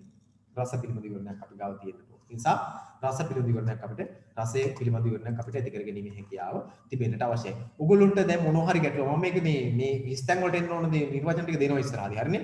නිර්වචන හෝ උදාහරණයි මම දෙන්නේ. නමුත් උදාහරණ වෙන්න පුළුවන්, නිර්වචන වෙන්න පුළුවන්. මට දැන් දෙන්න පුළුවන්. නමුත් ඒක වෙලාව ගන්න බෑ. මට අද මේ කියන කොටස කතා කරලා තියාගන්න ඕන නිසා. මට කියන්න බලන්න ඔයගොල්ලන්ට හිනම් මොනවද මේ මෙන්න මේ මම ඔයගොල්ලන්ට මම ස්කිල්ස් එක දාලා පෙන්නන්නම් මම මේ කතා කරපු සාපහු. මෙන්න මේකේ මේ කොටසේ දැන් ඔයගොල්ලෝ ගාව නිබන්ධනය ඇති මෙන්න මේක. මෙන්න මේ පිටුවේ මෙන්න මේ ටිකත් අපි සාකච්ඡා කරේ ශෘංගාර රසය, හාස්‍ය රසය, කරුණා රසය, රෞද්‍ර රසය, වීර රසය, භයානක රසය, බීභත්ස රසය, අద్భుත රසය සහ ශාන්ත රසය කියලා මෙතන රසයන් ටිකක් තියෙනවා. මේ රසයන් 9 අපි කියනවා කොහෙන් හරි ලියා ගන්න තරයිනකින් නව නලු රස කියලා. මේවට කියන මොකක් කියලාද? නව නලු රස. මේ රසයන් 9 හොඳට හඳුනා ගන්නට ඕන ඔබ ਵਿਚාරයක් ලියනවා නම් ඔබට අවශ්‍ය කරනවා 10 වසරක දැන් අනිවාර්යෙන් ඕන 10 11 දී දැනට ඔබ මේක මතක තබා ගන්න. මේ නව නලු රස ගැන ඔබට අදහසක් තිබිය යුතුයි. මේ නව නලු රස ගැන මොන හරි තවත් ඉගෙන ගන්න අදහසක් අවයි එකතු කරන්න අවශ්‍යතාවයක් තියෙනවා නම් විතරක් කතා කරලා කියන්න. නැත්නම් මම යනවා ඉහළ තියෙන කොටස. ගැටලුවක් නැහැ නේද මේ සම්බන්ධයෙන්? දැනට නව නලු රස ගැන මම උදාහරණ ටිකක් දෙනවා. හැම එකට එක්ක එකකින් දෙනවා. හරිද? ඔයගොල්ලෝ උදාහරණයක් ලියනවා මමත් උදාහරණ කවියක් දෙනවා. කවියක් ගද්දයක් උපද්දයක් දෙනවා. මම හිතන විශ්වාස කරන තේරෙන්න ඇති. ඊළඟට ගත්තොත් එහෙම බලන්න මේ ඒකෙම තව තියෙනවා ශබ්ද රසය ඇති කරන අවස්ථා කිහිපයක්. ශබ්ද රසය ඇති කරනවා කියලා කියන්නේ නිර්මාණයක තියෙනවා ශබ්ද රසය අර්ථ රසය කියලා දෙකක්. සාහිත්‍ය නිර්මාණයක ශබ්ද රසය තියෙනවා අර්ථ රසය තියෙනවා. ශබ්ද රසය අපි කාව්‍යයක ගලපලා ගත්තොත් ශබ්ද රසය අර්ථ රසය දෙකම ඇති කරන අවස්ථා තියෙනවා. හරිද? රිද්මය හා ලයමානය නැත්නම් තාලය කියලා කියන්නේ ඔන්න ඔය ශබ්ද රසය ඇති කරන එක. මෙතන ප්‍රාසය කියලා කියන්නේ අනුත්ප්‍රාසය කියන එක. එකම අකුරක් එකම වචන නැවත නැවත භාවිත කිරීම ඇති කරගන්න එක. හරිද? හරි. ඔය ටික අපි ඊළඟ දවසේ තුන් සාකච්ඡා කරමු. දැන් අපි ඉක්මන් කරලා ආපහු යමු පාඩමට. ඔයගොල්ලෝ බලන්න. ඔයගොල්ලෝ මේ පොත අරගෙන ඉවරලා දැන් අර කිව්ව කාරණාවට ඔබගේ අවධානය දෙන්න. ඔය ටික ඕන ඔයගොල්ලෝට ඊළඟ අවුරුද්දේ. හරිද? මේ දැනට මේ ඔබේ විෂය නිර්දේශක කොටසක් එක. මේකෙත් තියෙනවා. බලන්න අපි ඊළඟ ඡේදයට යනවා නිර්මාණ චිත්‍ර නිර්මාණය කරන රේඛා හා වර්ණ භාවිතනය කියන කොටසට බලන්න. යනු රේඛා හා වර්ණයන් චිත්‍රයේ මාධ්‍ය වේ. සංගීතයේ මාධ්‍ය නාදේ. නාට්‍ය නිර්මාණ වන්නේ සතර අභිනයෙන් හිවත් දෙබස් රංගපෑම් වස්ත්‍ර හා තිරමෙන්ම මුහුණ ඉරියව් මාධ්‍ය කොටගෙන සාහිත්‍ය බිහිවන්නේ භාෂාව මාධ්‍ය කොටගෙන ගන්න. හරිද? චිත්‍රවල මාධ්‍ය මොකක්ද එතකොට? චිත්‍රවල මාධ්‍ය තමයි රේඛා හා වර්ණ. සංගීතයේ මාධ්‍ය නාදය. එහෙනම් අපි ගත්තොත් එහෙම නාට්‍ය නිර්මාණයේ මාධ්‍ය බවට පත්වන්නේ සතර අභිනය. ඊළඟට සාහිත්‍ය බිහිවන්නේ භාෂාව මාධ්‍ය කොටගෙන. සාහිත්‍ය බිහිවන්නේ භාෂාව මාධ්‍ය කොටගෙන. හරිද? සාහිත්‍ය බිහිවන්නේ භාෂාව මාධ්‍ය. නාපෝ කියනවා නම් හොඳට මතක තබා ගන්න. චිත්‍රවල මාධ්‍ය බවට පත්වන්නේ රේඛා හා වර්ණ. ඊළඟට සංගීතයේ මාධ්‍ය වෙන්නේ නාදය. නාට්‍යයේ මාධ්‍ය බවට පත්වන්නේ සතර අභිනය. සාහිත්‍ය මාධ්‍ය බවට පත්වන්නේ භාෂාව. භාෂාව. හරිද? භාෂාව කියලා මේ හඳුන්වන්නේ කතනය හෝ ලේඛනය දෙකම. එතන භාෂාව කියලා මේ ගන්නෙ ඒ කියන්නේ ලියන එක නෙමෙයි. ලියන එක විතරක් නෙමෙයි. කියන්නේ කතනය, ලේඛනය දෙකම කතා කරන එකත් සාහිත්‍ය භාෂාව වෙන්න පුළුවන්. හරිද? හරි ඒක පැහැදිලිද ඔයගොල්ලොන්ට? උතන එක දෙයක් ඔයගොල්ලෝ දන්නවා මේ මතක් කරගන්න සතර අභිනය කියන එක. සතර අභිනය කියන එක. සතර අභිනය කියන එක. සතර අභිනය කියලා කියන්නේ මොකක්ද? නාට්‍යයක් ප්‍රේක්ෂකයා වෙත ගෙන යන ආකාර මේ හතරෙන් තමයි සතර අභිනය තමයි නාට්‍යයක් ප්‍රේක්ෂකයා වෙත ඉදිරිපත් කරන්නේ. භාරතමුනි පඬිවරයා මේ පිළිබඳව විවරණය කරේ. භාරතමුනි පඬිවරයා තමයි මේ සතර අභිනය කියන්නේ. නාට්‍යයක් වේදිකාවට ගෙන යන ක්‍රමය. අපි දන්නවා අකුරක් විතරක් ලියන්න. පළවෙනි එක තමයි වාචික අභිනය. දෙවෙනි එක තමයි ආංකික අභිනය. තුන්වෙනි එක තමයි ආහාර අභිනය. හතරවෙනි සාත්වික අභිනය. ඔයගොල්ලෝ මේක දාන්න. එතකොට මේ අභිනය හතරෙන් තමයි නාට්‍යයක් වේදිකාවට රැගෙන යන්නේ. හරිද? ඔබට ඔක විස්තර කරන්න නෑ. සතර අභිනය කියන ඔබට අදහසක් තිබෙන නිසා. වාචික අභිනය කියලා කියන වචන මගින් ඉදිරිපත් කිරීම, ආහාර ආංගික අභිනය කියලා කියන්නේ අංග පහකින් ලියව මගින් අභිනය දැක්වීම, ආහාර අභිනය කියලා කියන්නේ ඇඳුම් ආයිත්තම් ඔය කඩුවරේ මේ සම්පූර්ණවම තියෙන වේදිකාව ඒවා මගින් අභිනය දැක්වීම, සාත්‍තික අභිනය කියලා කියන්නේ මුහුණේ ඉරියව් මගින් අභිනය දැක්වීම. එතකොට නාට්‍යයක් ඉදිරිපත් කරන ඔන්න අභිනය හතර නාට්‍යයක් ඉදිරිපත් කරන අභිනය හතරක් තියෙන. හතරෙන් තමයි නාට්‍යයක් ඉදිරිපත් කරන්නේ. ආපු වෙච්චදී මතක් කරන්නම් මේ ඡේදය තුළ සාකච්ඡා කරන්න දරුවනේ මොකක්ද අභිනය මාධ්‍ය පිළිබඳව. එතකොට චිත්‍ර වලට වෙනම මාධ්‍යයක් තියෙනවා, සංගීතයට වෙනම මාධ්‍යයක් තියෙනවා, නාට්‍යෙට වෙනම මාධ්‍යයක් තියෙනවා, සාහිත්‍යයට වෙනම මාධ්‍යයක් තියෙනවා. හඳුනා ගන්න හතර. චිත්‍ර වලට නම් රේඛා හා වර්ණ කියන මාධ්‍ය භාවිතා කරනවා, සංගීතයට නාදය කියන මාධ්‍ය භාවිතා කරනවා, නාට්‍ය වලට සතර අභිනය කියන මාධ්‍ය භාවිතා කරනවා, සාහිත්‍යයට භාවිතා කරනවා මොකක්ද භාෂාව කියන මාධ්‍ය. මේ භාෂාව කියන මාධ්‍යෙන් සලකන්නේ විතර මොකක්ද භාෂාව කියන මාධ්‍යෙන් සලකන්නේ කතනයයි ලේඛනය දෙකම. ඒ කියන්නේ ලියලා තියෙන එක විතරක් නෙමෙයි මේ කියන්නේ. කතනේ දැන් උදාහරණයක් ගත්තොත් එහෙම පැරණි සාහිත්‍ය ගත්තොත් එහෙම අපි ජනකවි එහෙම භාෂා මාධ්‍ය උනේ ලේඛනේ නෙමෙයි. භාෂාව තමයි මාධ්‍ය. භාෂණේ මාධ්‍ය බලවත්. ඒවා කටවහරය. ඒවත් සාහිත්‍ය. එතකොට ඔන්න අපිට පේනවාද බලන්න කේ ජයතිලක කියන කෙටි කතාකරුවෙක් නව කතාකරුවෙක් නිර්මාණයක් පිළිබඳ පොඩි අදහසක් මෙතන ඉපත් කරලා තියෙනවා. ලෝකයේ අධ්‍යක්ීම හා සාහිත්‍යෝචිත අමුද්‍රව්‍ය වලින් පිරී තිබේ. ලෝකයේ අධ්‍යක්ීම හා සාහිත්‍යෝචිත අමුද්‍රව්‍ය වලින් පිරීලා තියෙනවා. අධ්‍යක්ීම වලින් ලෝකෙ. හරිද? එසේවත් මේවන් පමණක් නිර්මාණයක් පහළවන්නේ නොවේ. අධ්‍යක්ීම් සිතුවිලි හැඟීම් හා අදහස් රාශියක් ඇත්තේ නැත්තා මෝටර රථ කොටස් ගබඩාවක් වැන්න. තත්යකට අවශ්‍ය හැම කොටසක්ම ඌලඟ ඇතත් ඒවා එසේ තිබෙන තාක් කල් ඉදිරියට දුවන්නේ නැද ඉදිරියට යන දුවන මෝටර රථයක් නිර්මාණය කළ හැක්කේ ඊට අවශ්‍ය දැනුම හා පරිචය ඇත්තකු ඒ කොටස් උදිත් දැන්නේ එක් රැස් කොට සවි කිරීමෙන් පමණයි. මේ කියන්නේ සාහිත්‍යකරුවා නැත්තම් ඔබ අපි පිළිබඳව මේ කියන්නේ. මේ ඔබ අපි පිළිබඳව කියන්නේ. ඒවා අපිට මේ අපි ගාවත් මේ හැම එකක්ම තියෙනවා. අපි මේව එකතු කරලා එක තැනකට ගන්න නැති ප්‍රශ්නේ තියෙනවා. හරිද? හරි. ඒතකොට මේ නිර්මාණයක් කරන්න පළවෙනිම කාරණාව ඉස්සෙල්ලාම තියෙනවනේ මොකක්ද? ඔන්න කියනවා අත්දැකීමක් තියෙනවා. අත්දැකීමක් තියෙනවා. අත්දැකීම කියන එකෙන් පස්සේ තමයි අත්දැකීම තමයි වස්තු විශ්ය බාටපත් වෙන්නේ. අත්දැකීම වස්තු විශ්ය බාටපත් වෙන්නේ. වස්තු විශ්ය බාටපත් වෙනවා. වස්තු විශ්යක් ගත්තාම මේක නිර්මාණයක් බාටපත් කරලා සාහිත්‍යකරුවා ඉදිරිපත් කරනවා. හරිද? හරි. ඔයගොල්ලෝ ඒක පොඩක් ඊළඟට තියෙනවා මෙතන තව විවරණයක්. දැන් අතන අත්දැකීම ගැන කතා කරනවා. මාර්ටින් වික්‍රමසිංහ මහතා දක්වා ඇත්තේ මානව ජීවිතයේ සුබ අත්දැකීම් අතරින් බෝල් දේ 10 යාමෙන් පොළා දමා වැදගත් දේම තෝරාගෙන උසස් නිර්මාණයක් බිහි කිරීමට හේතු වන්නේ නිර්මාණ කවරහු දැනුම වැටහෙනු හා විචාර බුද්ධිය බව. ඒ බඳු නිර්මාණ විචාරය පිළිබඳ එම කරුණු තුන වැදගත් වන බව වික්‍රමසිංහ තවදුරටත් විස්තර කරයි. ඔහුගේ විවරණයක් තියෙනවා. හරිද? සාහිත්‍ය විචාරයේ සංගීතා කියන නිර්මාණය නැත්නම් ඒ විසිකර මහතාගේ නිර්මාණය සාහිත්‍යයක් කියලා කියන මොකද්ද කියලා අදහස් කරලා දක්වලා තියෙනවා. එතකොට මේ මම තව මේක විවරණය කරගන්න කාරණා ටිකක් තියෙනවා. මම ඊළඟ දවසේ පාඩමින් තොරව ඔයගොල්ලන්ට වැදගත් කාරණා ටික ඉස්මතු කරලා දෙන්න බලාපොරොත්තු වෙනවා. දැනට මේ කොටස මම මෙතනින් නවත්තනවා. හරිද? මම ඊළඟ දවසේ මේකේ ඔබගේ අවධානය ගන්නට ඕන කාරණා ටික ඉස්මතු කරලා දෙනවා. විවරණය කරලා දෙනවා. හරිද? ගන්න ඕන කාරණා ටික එළියට අරන් ඔයගොල්ලෝ නිබන්ධනෙත් එකකින් ඔයගොල්ලෝ බලා ගන්න පුළුවන් මේකේ අදුපාඩු තියෙනවා. මම ඉතින් කතා කරන මොනවටද අපි මේකේ අවධානය යොමු කළ යුතු වන්නේ කියලා ඔබට මේ පාඩම අවසන් වුණාන් පස්සේ රසවින්දනයක් සහ විචාරයක් කරගැනීමේ හැකියාව අනිවාර්යයෙන්ම තියෙන්නටම ඕන. හරිද? තියෙන්නටම ඕන. ඊළඟට මම ඔයගොල්ලෝගේ අවධානය යොමු කරනවා තවත් පොඩි කොටසකට මොන හරි ගැටලුවක් තියෙනවා අහන්න ওই ටික සම්බන්ධයෙන් මම කතා කරගෙන යනවා. අමහරු නිදිත් දන්නෙත් නෑ.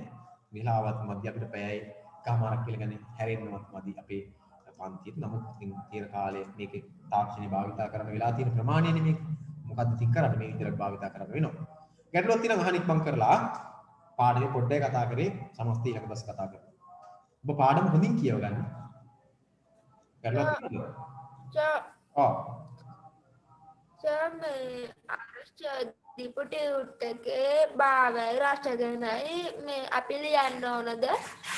මම කියපු නැති මොනවත් කරන්න එපා. දැන් අන්තිමට දුන්න ටියුට් හතරේ මොනවත් කරන්න එපා. මම කියපු දේවල් විතරයි කරන්න. ඔයා මොන ටියුට් එක ගැනද අහන්නේ ඔය? අදර්ශ 19 වෙනි පාඩමේ. 19 වෙනි පාඩමේ තියෙන අයව ලියන්න එපා. 19 වෙනි පාඩම. ඒව ලියන්න එපා. ඊළඟ දවසේ මම මේ පාඩම ටග් ගාලා සාරාංශ කරලා මම ඒක කතා කරලා ඔයගොල්ලන්ට කියනවා තේරෙන්න ඕනේ. හරි දැන් ලියන්න එපා. තව ව්‍යාකරණ කොටසකට මම ඔයගොල්ලෝගේ අවධානය යොමු කරනවා. ව්‍යාකරණ කොටසකට අද දිනේ නිබන්ධනය ගත්තොත් නිබන්ධන අංක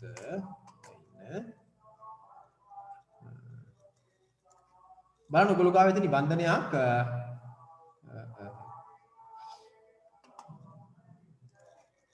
නිබන්ධනයක් ඇති ඔයගොල්ලෝ ගාව මේ අව්‍ය පද කියලා නිබන්ධනයක් තියෙනවා. අව්‍ය පද කියන සඳහන් වෙන නිබන්ධනයක් ඇති.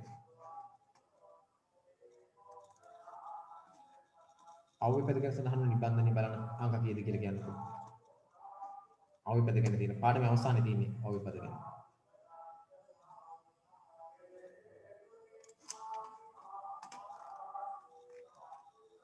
නිබන්ධන අංක 18 පිටු අංක 2 18 පිටු අංක 2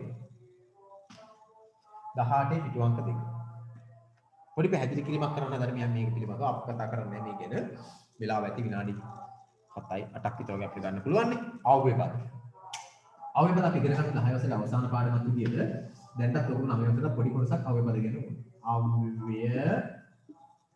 පද හොඳට බලන්න අව්‍ය පද කියලා මාතෘකාව හොඳට බලන්න අව්‍ය පද කියලා කියන්නේ අව්‍ය පද කියන වචනේ අව්‍ය පද කියලා කියන්නේ මෙන්න මේ පද වර්ග දෙක. එකක් තමයි නිපාත පද අනිත් එක තමයි උපසර්ග පද. නිපාත පද සහ උපසර්ග පද. අව්‍ය පද කියලා කියන්නේ. මේ දැන් ඔයගොල්ලෝ දන්න කාරණාවක් තියෙනවා අපේ භාෂාවේ පද වර්ග කීයක් තියෙනවද? ප්‍රධාන පද වර්ග කීයක් තියෙනවද කියලා මට කියන්න අපේ භාෂාවේ. සිංහල භාෂාවේ ප්‍රධාන පද වර්ග කීයක් තියෙනවද කියලා කියන්නකෝ. සිංහල භාෂාවේ ප්‍රධාන පද වර්ග කීයක් තියෙනවද?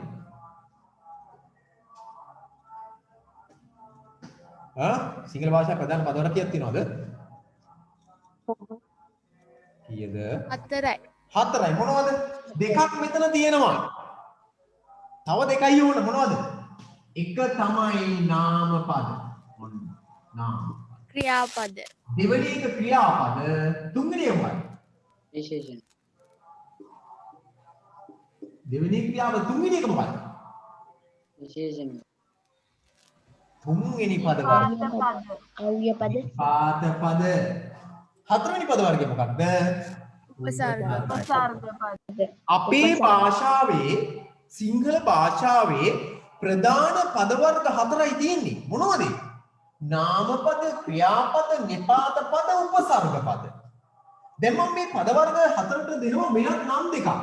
මෙන්න මේ පද වර්ග දෙකට මම කියනවා මොකක් කියලාද? අව්‍ය පද. අව්‍ය පද. මේ පද වර්ග දෙකට මම කියනවා මොකක් කියලාද? අවුරු බුලන කියනවා. නිපාත පද සහ උපසර්ග පද දෙකට පොදු නමක් කියනවා අව්‍ය පද කියලා. මේකට මම කියනවා මොකක් කියලාද? මම මේකට කියනවා ව්‍ය පද කියලා. ආයි මම මතක් කරන්නම් මේක ඉගෙන ගන්න බැරි වුණාට කමන්නේ හරියට අවබෝධ කරගන්න ඕන. සිංහල භාෂාවේ ප්‍රධාන පද වර්ග 4යි.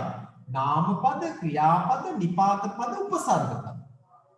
නාම පද සහ ක්‍රියාපද වලට නමක් කියනවා ව්‍ය පද කියලා. නිපාත පද සහ උපසර්ග පද වලට කියනවා මොකක් කියලාද?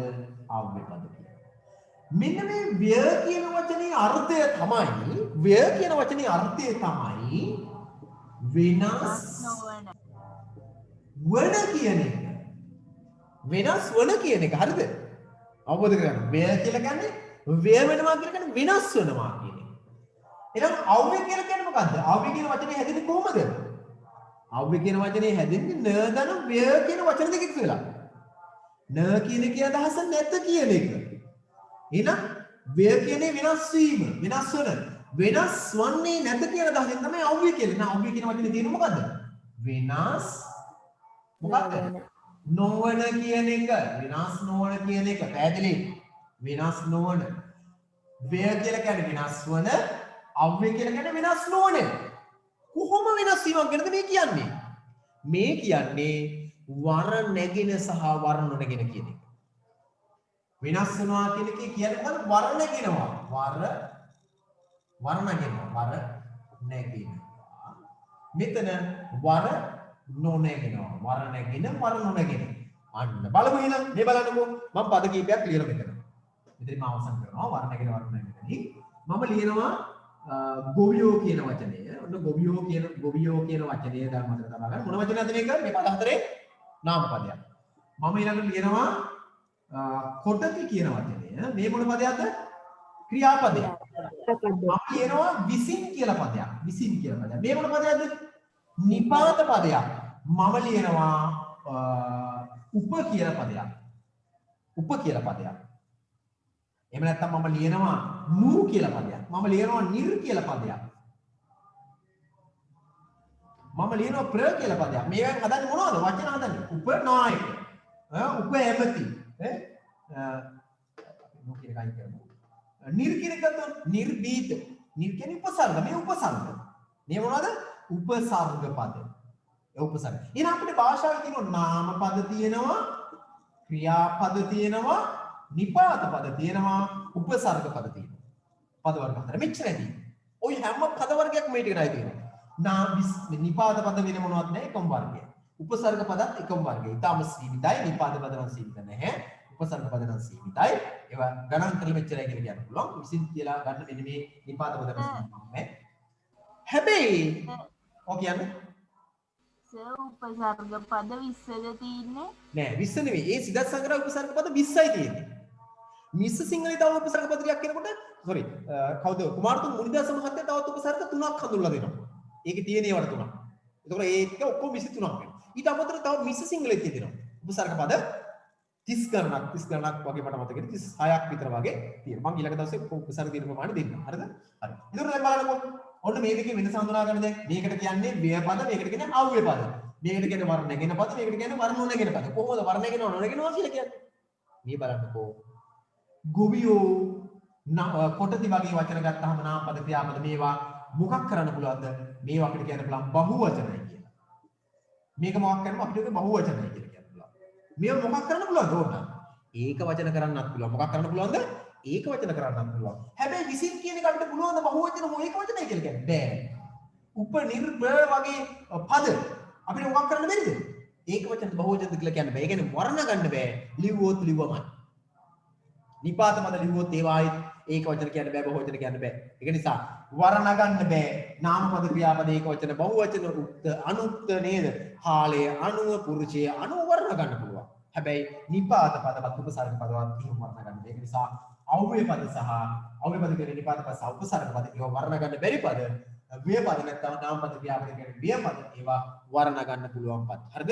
වර්ණ ගන්න පුළුවන් පද. එහෙනම් අව්‍යය පද කියන මොනවද කියලා දැන් ඔයගොල්ලෝ අද පැහැදිලි වෙන්න ඇති. මම ඊළඟ දවසේ ඒ අව්‍ය පදවල පළවෙනි පද වර්ගය වල නිපාත පද පිළිබඳව සාකච්ඡා කරනවා. ඔයගොල්ලෝ පොඩ්ඩක් අවබෝධ කරගෙන ඉන්න. නිපාත පද වර්ග ටික පොතේ තියෙනවා. තව ටිකක් ඔයගොල්ලෝ නිබන්ධනෙ දාලා තියෙනවා. ඒවා අපි හඳුනාගෙන ඒවා වර්ණ ගන්න බැරි පද බව මතක තබාගෙන, ඒ කියන්නේ අව්‍ය පද බව මතක තබාගෙන කටයුතු කරන්න හරි. මම උපසර්ග පද ටිකක් ඔයගොල්ලෝ උපසර්ග උගන්වන්න නෑ. මම උපසර්ග තියෙන ප්‍රමාණය විතරක් පොඩ්ඩක් ඊළඟ දවසේ පැහැදිලි කරලා උදාහරණ ටිකක් පොඩ්ඩක් කතා කරන්නම්. උපසර්ග කරනකොට කතා කරන දෙයක් කරලා කියලා නැහැ. ගිය අවුරුද්දේ කලින් පරිවිෂණ දේශනාව ඔයගොල්ලන්ට උපසර්ග කරගන්නත් තිබුණා. දැන් මේක නෑ. හරිද? නිබන්ධන හිමි අඩුපාඩුවක් තියෙනවා. ඔයගොල්ලෝ මට පොඩ්ඩක් මතක් කරන්න. නිබන්ධන මෙහෙන් ගන්න පුළුවන්. ඔයගොල්ලෝ මෙහි කඩේට ආවද නිබන්ධන ටික තියෙන පහල අඩුපාඩු තියෙනවා. විතර නැත්තම් පහල එහා තියෙන print කර ෆොටෝ කොපි කරගන්න පුළුවන්. සල්ලි දෙන්න ඕනේ ෆොටෝ කොපි කරන්න. පොඩ්ඩක් මට මතක් කරන්න. කියලා තියෙන ෆොටෝ කොපි අරගන්න පුළුවන්. හරිද? හරි. එහෙනම් ඔන්න ඔය ටික අද කතා කරලා ටික පොඩ්ඩක් ප්‍රවේශයක් දෙකක් ගත්තේ. 9 වෙනි පාඩම ප්‍රවේශයක් 19 වෙනි පාඩම ප්‍රවේශයක් ගත්තා. යම් ටිකක් සාකච්ඡා කරගත්තා. ව්‍යාකරණ පාඩම වල ප්‍රවේශයක් ගත්තා. අව්‍ය පද පිළිබඳව යම් කිසි අදහසක් අපි අද දිනේ එකතු කරගත්තා. එහෙනම් මොන හරි ගැටලුවක් තියෙනවා දැන් අහන්න පුළුවන්. මොන හරි දෙයක් අහන්න තියෙනවා අහන්න. අද දිනේ සාකච්ඡා කර දේවල් හෝ විෂය සම්බන්ධ වෙන මොන හරි ගැටලු තියෙනවා නම් අහන්න පුළුවන්. ඔකේ.